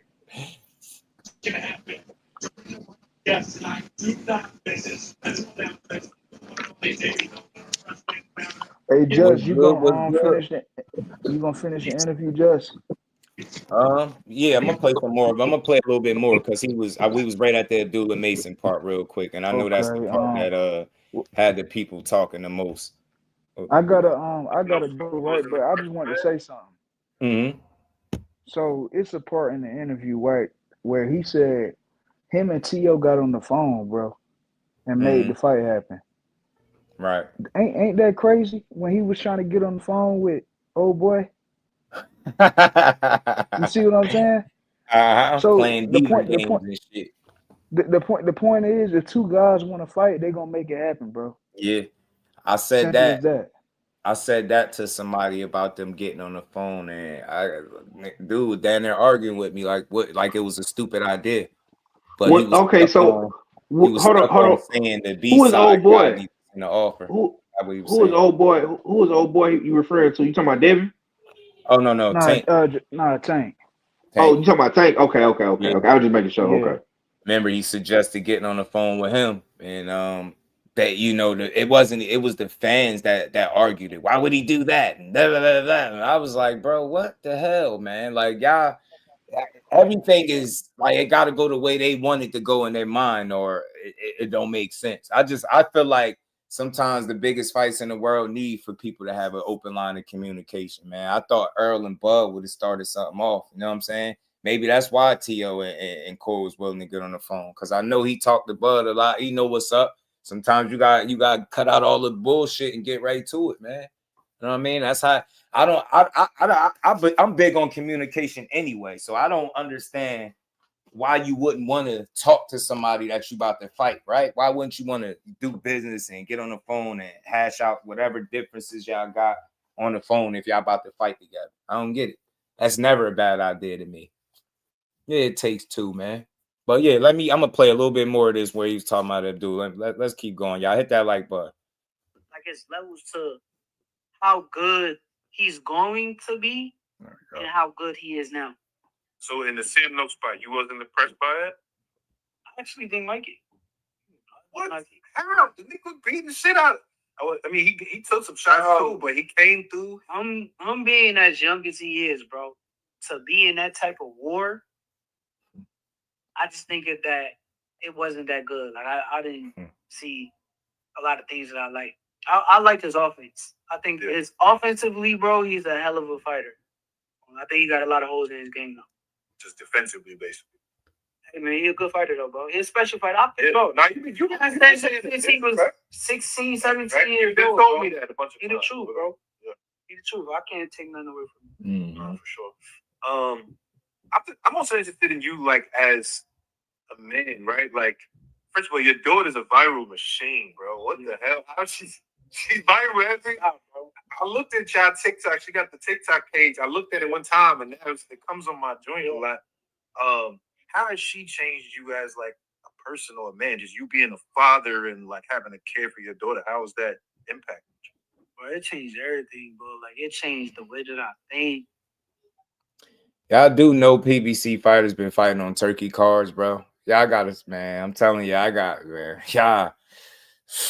man, yo, he's actively doing that. Ain't nobody never said nothing. Nobody never talked about the way that. that I move on a day-to-day basis. Bro, it be times, bro, like, I ain't gonna lie, bro. I ain't gonna say that at times, bro, I'm gonna, like, crash out. I had, like, crash out moments. But in those moments, it's like I'm always reminded of, like, imagine not being there for my daughter. Right. Like, imagine not being able to provide and shit just to watch her, bro. Like, right. That's a blessing. So it's like, I Appreciate always you, want to Blunt. be here for her. So now I'm kind of moving smartly to know, like, okay, whatever we do, we doing it for that reason. Right. So yeah. Does she? So yeah, man. Look, man. That's where I really wanted to get it to the Abdullah Mason, because that's the stuff that got people staring. He keep trying to little bro him. He won't fight him. And his energy changed, bro. I could tell who people listen to just by their talking points, man. Y'all are moved by the slightest of things. None of that shit means anything. Until I hear that man come out of his mouth and say I won't fight him, I don't even know what narrative that why even create that narrative that he don't want to fight him. If I'm weird like y'all, I'll say, well, he signed to Jay Prince knowing that was gonna be an issue. See what I'm saying? When I'm pretty sure it probably wasn't something on his mind. That should have happened when it happened, when it makes sense to, man. But I swear, I hope they make the fight. I would love to see it. I would love to see the fight. But like he said, man, if he ready, would he beat him right now? In my opinion, no. And I don't feel bad about saying it. He had to show me that shit. Talking about Shakur wouldn't beat Sam Noakes at 21. I'm like, what the hell? Like, how we even get there? Like, this is what we doing? That's how you can tell he had a more competitive fight than what people anticipated, because that's the first thing they did. Well, this other guy, his first title fight, they ain't fight a Sam Noakes. Like, all right, who is Sam Noakes? And then the very same person saying that can't name 2 fights that he had. Shit is crazy, man. I know y'all love Abdullah Mason, but he's much better than Sam Noakes, in my opinion. His ceiling is much higher. Much higher. And he could have made the fight a lot easier, but because people are super fans, they don't want to acknowledge and admit that he could have made the fight easier for himself. Because he is that kind of talent. He is. He could have beat that dude up. I think he could have avoided getting them cuts that he had and just whooped his ass and got up out of there. Knockout or not, that's the only thing I don't think Sam Noakes was going as far as being knocked out, but he's strong as shit. You know what I mean? But I think Abdullah could have beat him up without taking the punishment, bro. So he young. Yeah, he to a certain degree, y'all forcing it, because y'all was saying he was ready for all the champions before he even fought for a title. Y'all ain't even see him prove nothing yet. And you just say, well, you were saying he was ready for one of the champions. That's what y'all was doing. Shout out to my dog, man. Jordan said for the build. Much love.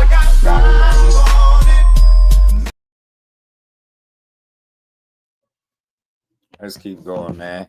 What's good behind your hands? Motown. Man, I just pulled up just because I knew people on the panel. That's all. Yeah, you know what I'm saying? Right. I know Just Do. I know Amber Queen. I know 503 Line. I just wanted to pull up and be like, yo, what's up? All good. Just who that behind the hands TV was good, my boy. Pissing off the community. Yeah. Court pissing off the community again, one interview at a time. Nah, man. Don't get me wrong, man. I think a lot of people, they want to see it the way they want to see it. For me, they damn near like coworkers. You know what I'm saying? In the same place. You know what I'm saying? I mean, you can at least say that by saying that they managed by the same entity. So you know what I'm saying? I mean, in most instances, that entity won't compromise or make it a conflict of interest by putting their best interests in a situation. And I'm not saying either guys will be scared or intimidated. No, I ain't going there at all. I think it's a dope fight if it were to happen. Yeah. But realistically, you don't need both of your horses competing at this point. You know what I'm saying? But I mean, that's just what I see. I mean, unless they're gonna pay gobs of money to see it, where it pays itself off, okay, cool. But I don't think it will be anything like that at this point. You know what I'm saying? But going forward, I don't think either guy is avoiding either guy. So you know what I'm saying? I mean, I think they're just doing what they got to do right now. That's all. Right, and just working, man. I've watched Shakur spar too many people that weigh over 150 pounds for me to think that he's avoiding anybody. I've just seen too much of it. I've seen too much of it. I mean, maybe I've seen too much, and my opinion is skewed. But man, that dude ain't avoiding nobody, bro. I just don't believe that ever. Should be ridiculous, bro. It's funny that people convince themselves that guys be scared, man. Scared to fight. scared to make money, all types of shit. Like I've heard it all, man. It's crazy. He's scared of Abdullah. He don't want to fight Abdullah for the money. Shit, Jake was scared to make money. He was scared to make money with a smaller guy, but he's gonna fight the bigger guy. And he not be scared of him. This shit don't even make sense no more. The stuff they say, man. Don't even. I don't see enough people pressing T.O. I'll say that.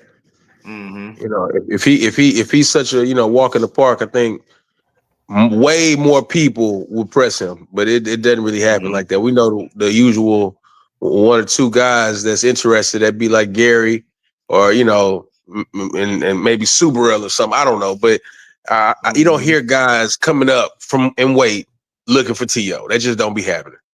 Right. Yeah, Howard, man, that's what it is, man. Ultimately, you'll see how he's moved at if they're trying to move him anywhere near a Shakur, but it's just premature. It's early for that. And I get it in the minds of people. They're like, well, you got a title now, but let's see if his people feel that way. Yeah, but what happens if you wait and you allow boxing? Because they don't really like it, Cap. Gossiping allows people to actively duck the boxing conversation. I swear. That's what I've realized it. That's what it do. When you talk the gossipy shit and you able to keep people from it's crazy, bro. I see it on a regular basis, bro. That's why I try my best not to go that route. But they don't really like the boxing as much. You know what I'm saying? So they'll focus on a tweet or a statement made where somebody giving their opinion and they'll overblow it and make it seem like it's something crazy. Like I said, what we was just talking about, him giving his opinion on the fight. But they give their opinion on his fights all the time. But they ain't haters, but he is. He the first one in there telling them how to avoid getting put down by a guy that's not even on your damn level. They'll be like, he's a hater. Nah, man, get a young in the game. Great in the game. I was asking the question, what happens if you allow it to marinate when he's quote unquote ready? You never know when somebody is or isn't going to be ready.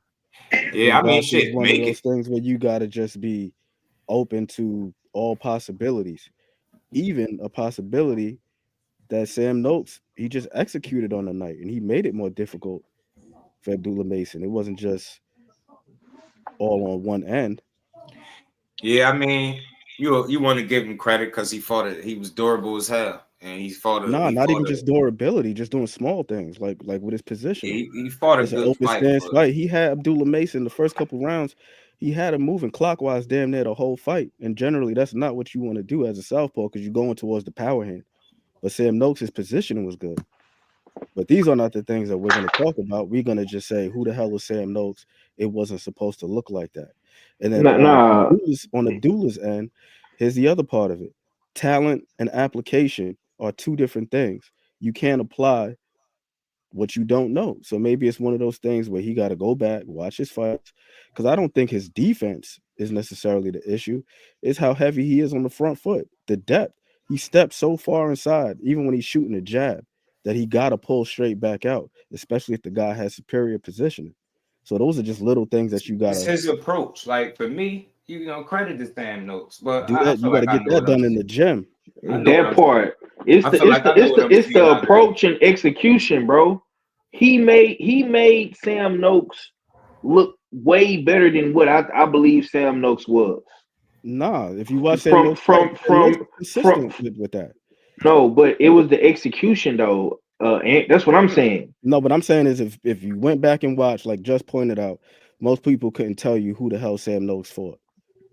Right. Me, I went back and I looked at who he fought. I looked at his style. I looked at the southpaws that he fought. He fought Ryan Walsh, who was like a switch hitter. And I'm just looking at like little things, how he's positioning himself and what he lacks in overt talent or dynamism. He makes up for it with other little things. Like he's really good about throwing little throwaway left hooks. He gonna corral you, hold you in place. When the ref come, he gonna break himself and hit you on the exit. He does little sneaky stuff like that to make. Listen, man. I know Sam Noakes is a durable fighter, but in my estimation of Abdullah in that fight, I've seen Abdullah deal with durable and gritty guys. I just think that in that fight, bro, Abdullah wanted to execute what he wanted to execute. He didn't want he didn't want to stick to the game plan, bro, which was to boxing and use distance.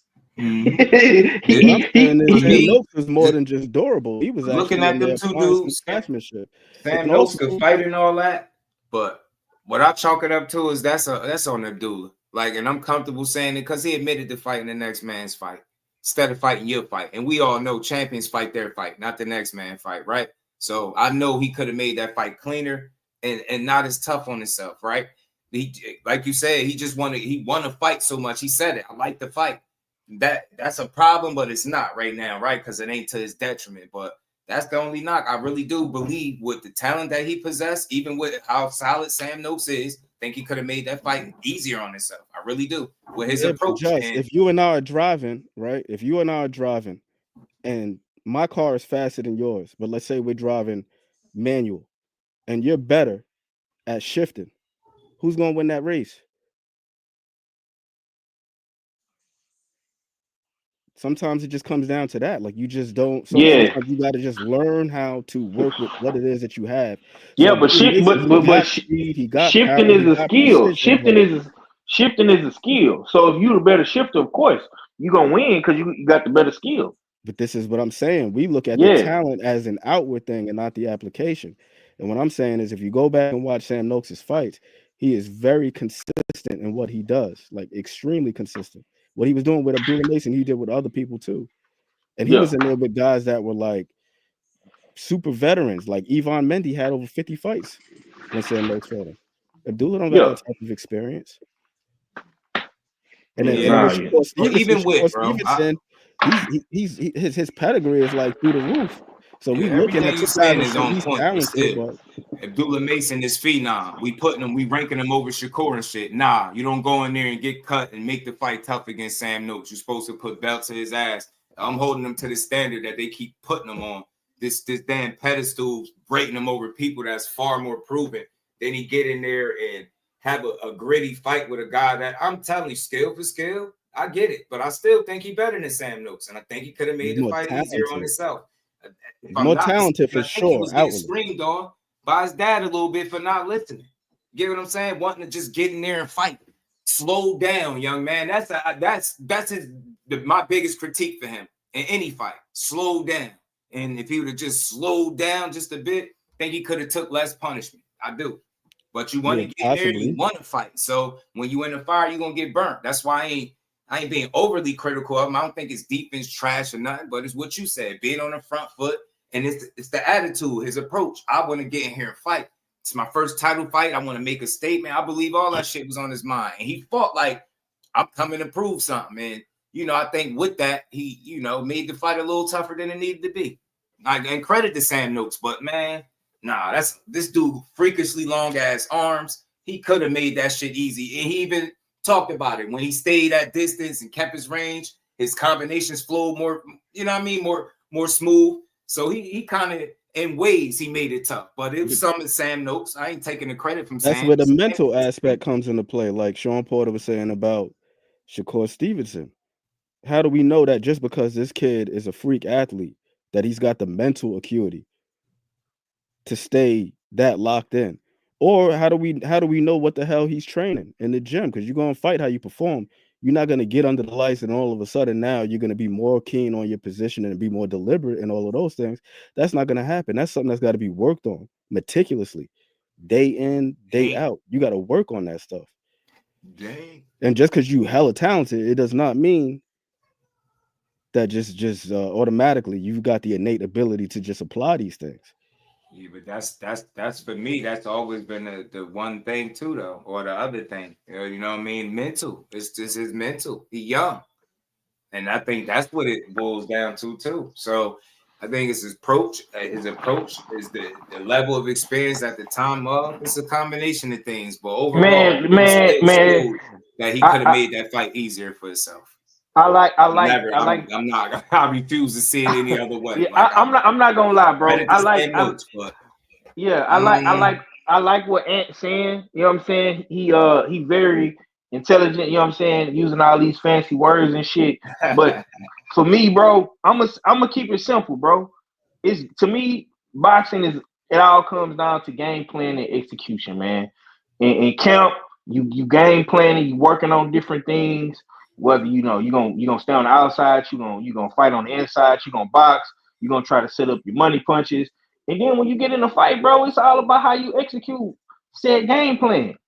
And I think Abdullah Mason, they had a game plan to box and use their distance and range, and he executed his own game plan. You know what I'm saying? And this ain't no knock or credit to Sam Noakes. I think, like Em was saying, I think Sam Noakes was just the same Sam Noakes that we've always accustomed to seeing. He's tough, he's durable, he's gonna come in, he's gonna do little grimy shit, you know what I'm saying? He's gonna fight good on the inside, and he gonna get his shit off. And he did that to a T. You know what I'm saying? And truth be told, I really want to see Abdullah fight him again. Because I think the fight was that good. Yeah, it was damn good fight. You know what I'm saying? Truth be told, I would love to see Abdullah fight that boy again. But because at 135, it's not gonna get easier for him, bro. At 140, it's for damn sure not gonna get easier for Abdullah. And I really think that's the real question at hand. You see what I'm saying?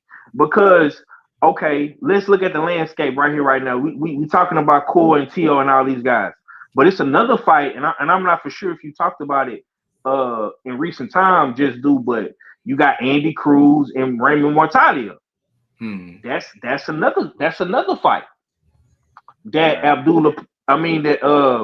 Shakur Abdullah possibly could get. You got the return of Keyshawn Davis, like Mo and you was just speaking upon.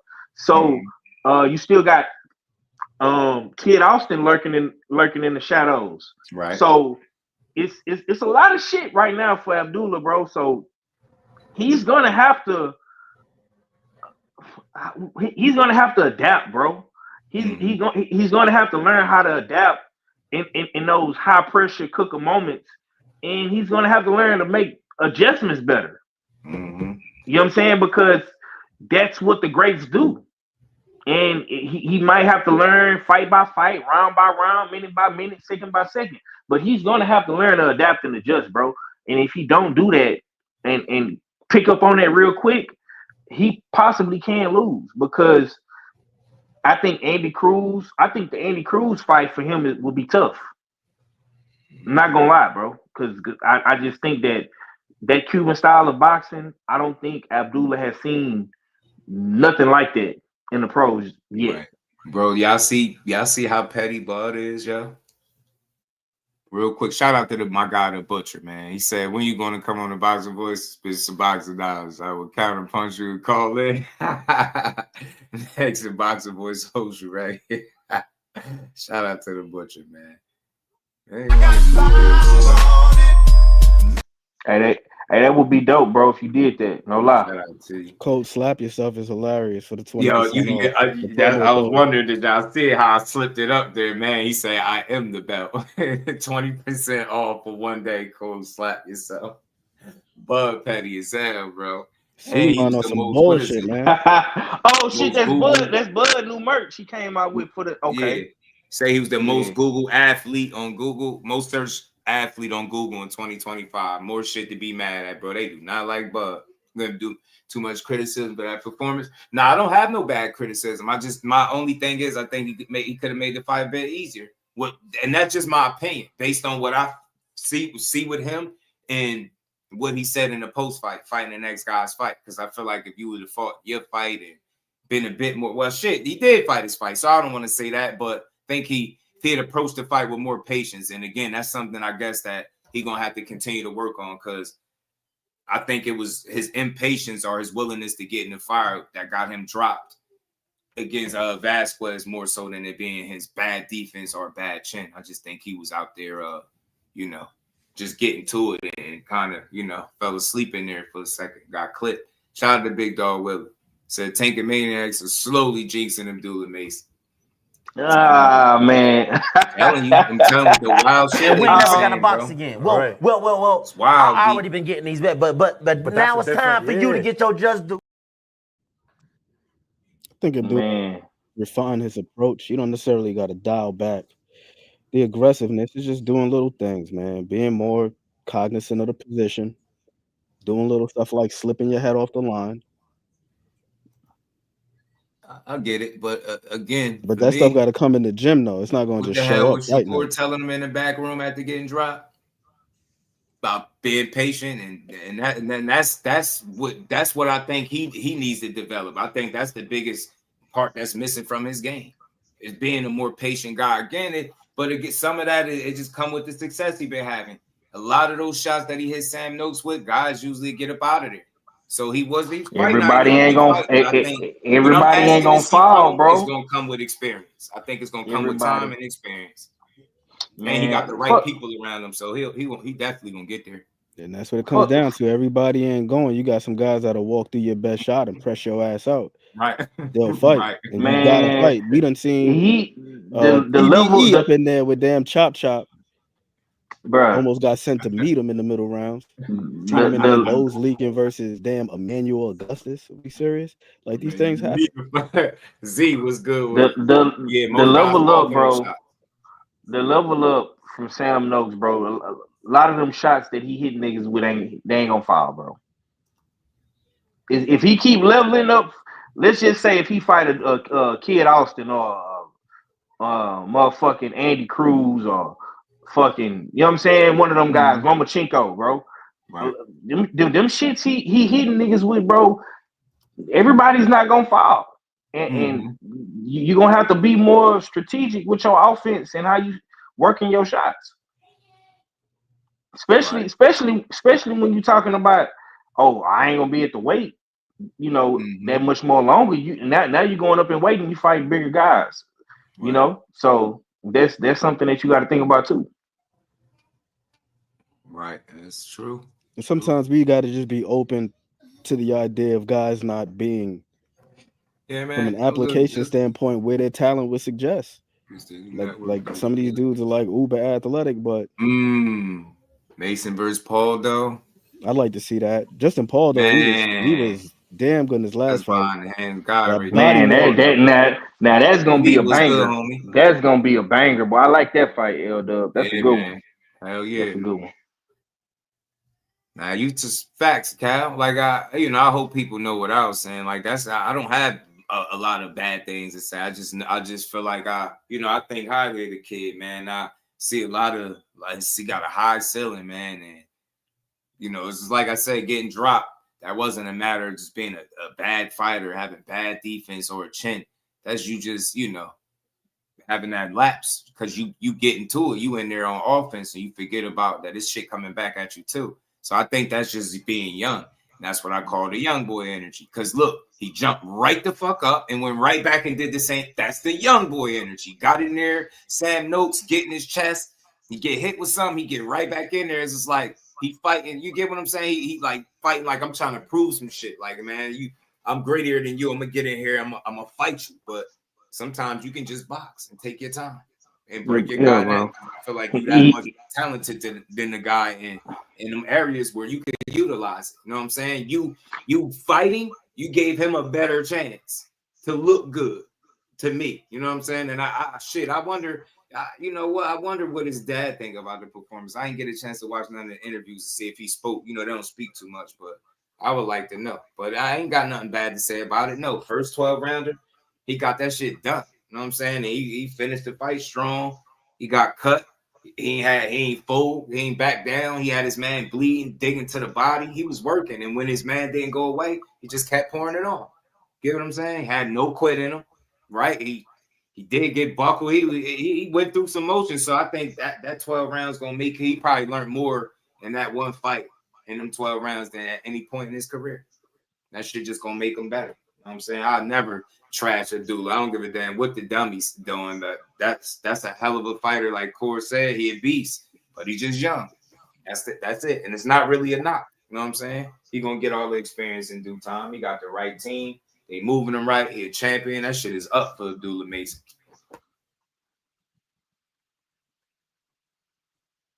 Yeah, nigga. He beat no Shakur Stevenson, but yeah, nigga just fought off pure heart, bro. Right. You lose. Young boy wanted to get in there and beast the mask, man. I like him though, man. And you know, when you got a title, they gonna expect things, you know, the most from you. But I'm just interested to continue seeing them grow. And then real quick, L-Dub just threw that out there. And I said something like that. Mess around, get a title defense at home, and y'all trying to put them in unifications already, like it worked like that. That's more than likely not gonna happen. And it's not gonna be because anybody is scared. People just don't understand how to grow how these dudes be moving and growing these fighters. Not only that, bro. Not only that. Right? Now you start building to see if you can get the people to come out in Cleveland, right? That should make perfect sense. And you start bro. Let them grow. Let them grow. Right. Let them grow. Exactly, let them grow, bro. Because, bro, if Shakur, if he fights Shakur and Shakur win or whatever the case may be, bro, Shakur's not going to get credit because they're going to say he's wet behind the ears. He's green, bro. No, let the man build. Let him build. Yeah, they think when we say that, it's like, oh, we saying we don't want to see the fight and we just scared because we think he'll beat him. Nah, because what we really saying, let me speak for myself. I don't want to put no words in nobody's mouth. I know for a fact if he was to fight him in his very next fight and win, I guarantee you I know what people will say. I guarantee you. It's going to be the same shit that they said with Frank Martin.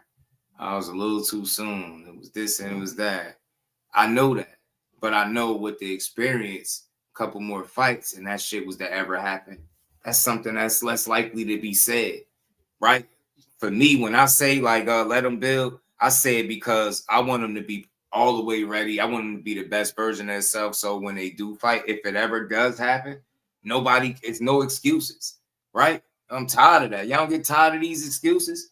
Get tired of hearing excuses when somebody lose, bro. I just want to see the best fighters fight the best available guys, and that's it. But I know full well what I see right now. I know what they'll do. I know what they'll say, should I say. I know what arguments they'll be making. Man, you got them early, man. You better get them now because, you know, a year from now, my ass. Man. A year from now, I want to see it anytime they going to make it, but man, I ain't got no control. Shout out to Big Dog Willie, man. He said the Tanking Maniac's trying to adopt Mason so he can do the dirty work for Cell Block Tank. They never mentioned Tank fighting Mason. Tanking Maniacs are cold.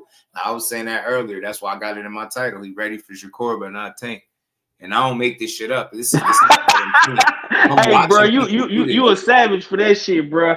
I'm watching people rank him over Shakur, but conveniently not bring Tank up. Like he just on this. He got this special rating. Like it don't apply.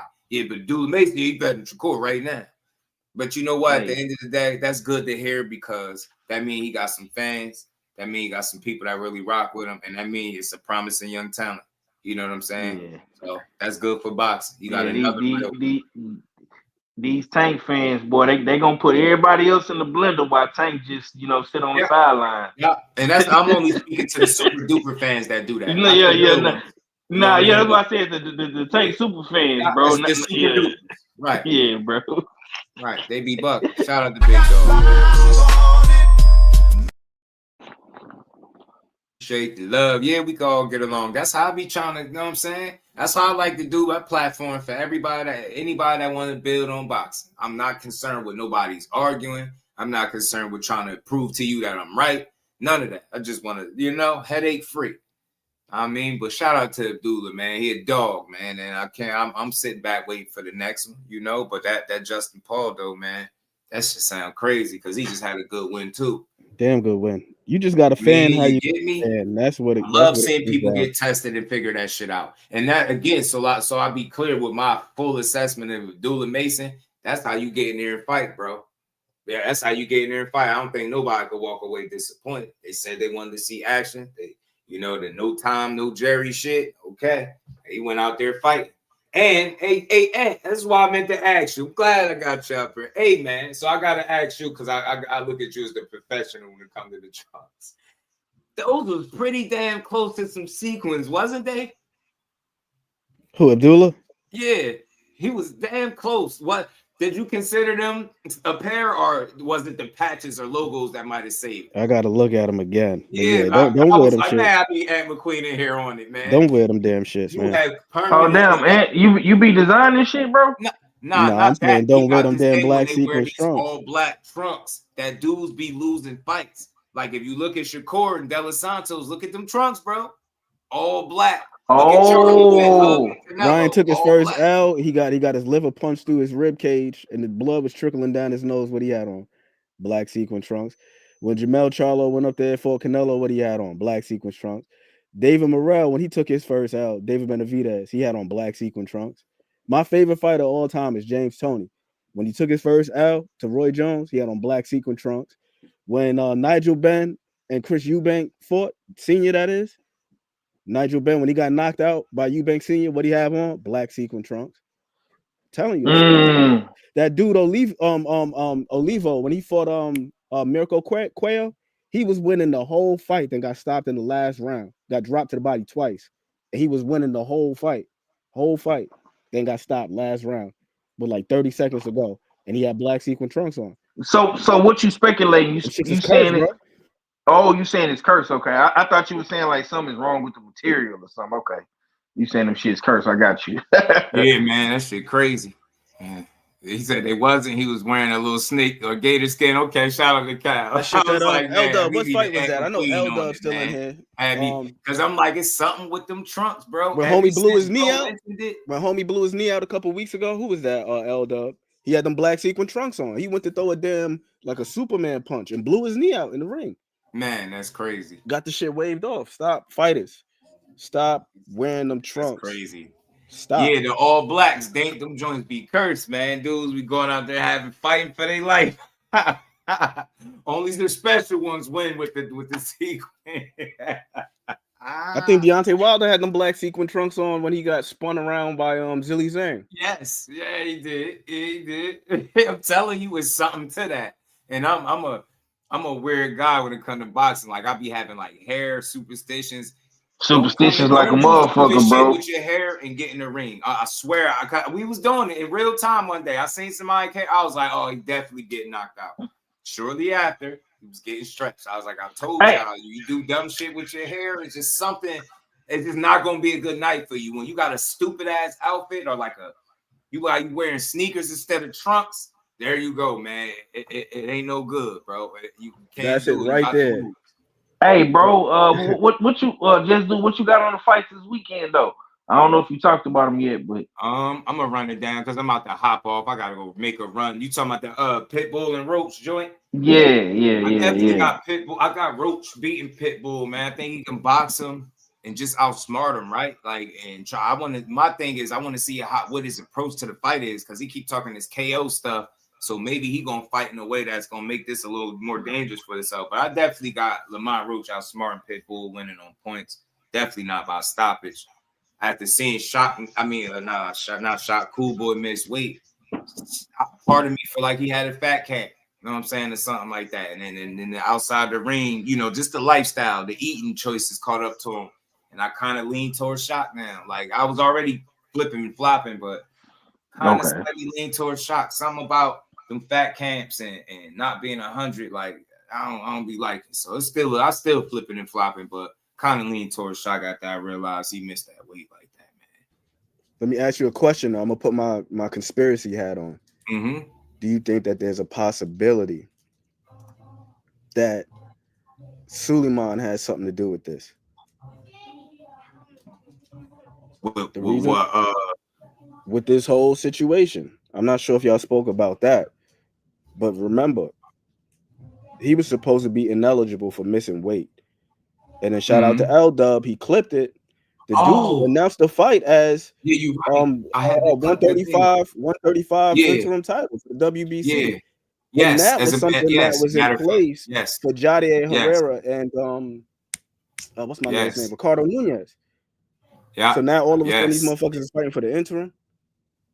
Yeah. So and then I think Shane Mosley Jr. is gonna put up a good fight. But I got Jesus Ramos beating him. I got Frank Martin winning in a good fight. Ben Johnson, I like him, man. Watch him fight, man. Got another Robert Guerrero in the game. Jordan Roach, I like Jordan Roach. Lamont brother in the car, I like that. Isaac Lucero, okay, this is a nice card for tomorrow, man. We might call this card live, man. Might call this joint, yeah. Might call this joint. But shout out to everybody, man. I got a dip, man. Do y'all hear music in the back? Nah, I don't hear nothing. Nah, I'm just making sure because, bro, I'm about to turn up. But shout out to everybody, man. I appreciate y'all pulling up and rocking out. We gonna keep building, man. I don't know, man. I might come back tonight and chop it up some more, man. If y'all gonna be here, we gonna build on it, man. Shout out to 503, my dog Aunt McQueen behind the hands. Appreciate all y'all. Shout out to Tyler's fight. Yes, sir. Fight pass tomorrow. Okay. Yeah. I seen the fight poster. I forget the name of the opponent, but I seen the fight poster. You're right. But yeah, man, boxing continues, man. Trolling the world, pissing the world off, man. You out here selling merch, man. This is how you piss them off, man. Rub it in their face. I love to see it, man. Let's keep building boxing up, man. Shout out to everybody that supports the sport, supports the content creators, man. I appreciate y'all. Shout out to everybody that hit the super chat. Much love, much appreciation, man. I make sure y'all enjoy the rest of this good Friday. And if I don't come back later, see y'all tomorrow because there's more to talk about. Y'all already know. So with that, we're going to get up out of here, y'all. Peace to the fam. Representing Brick City, Shakur. Finding those levels, too. Look at that four-punch combination. It's a masterclass right now from Shakur Stevenson. That's what you're seeing. A masterclass. And Shakur meets him with straight left hand. Oh, and there's a knockdown scored with the left hand.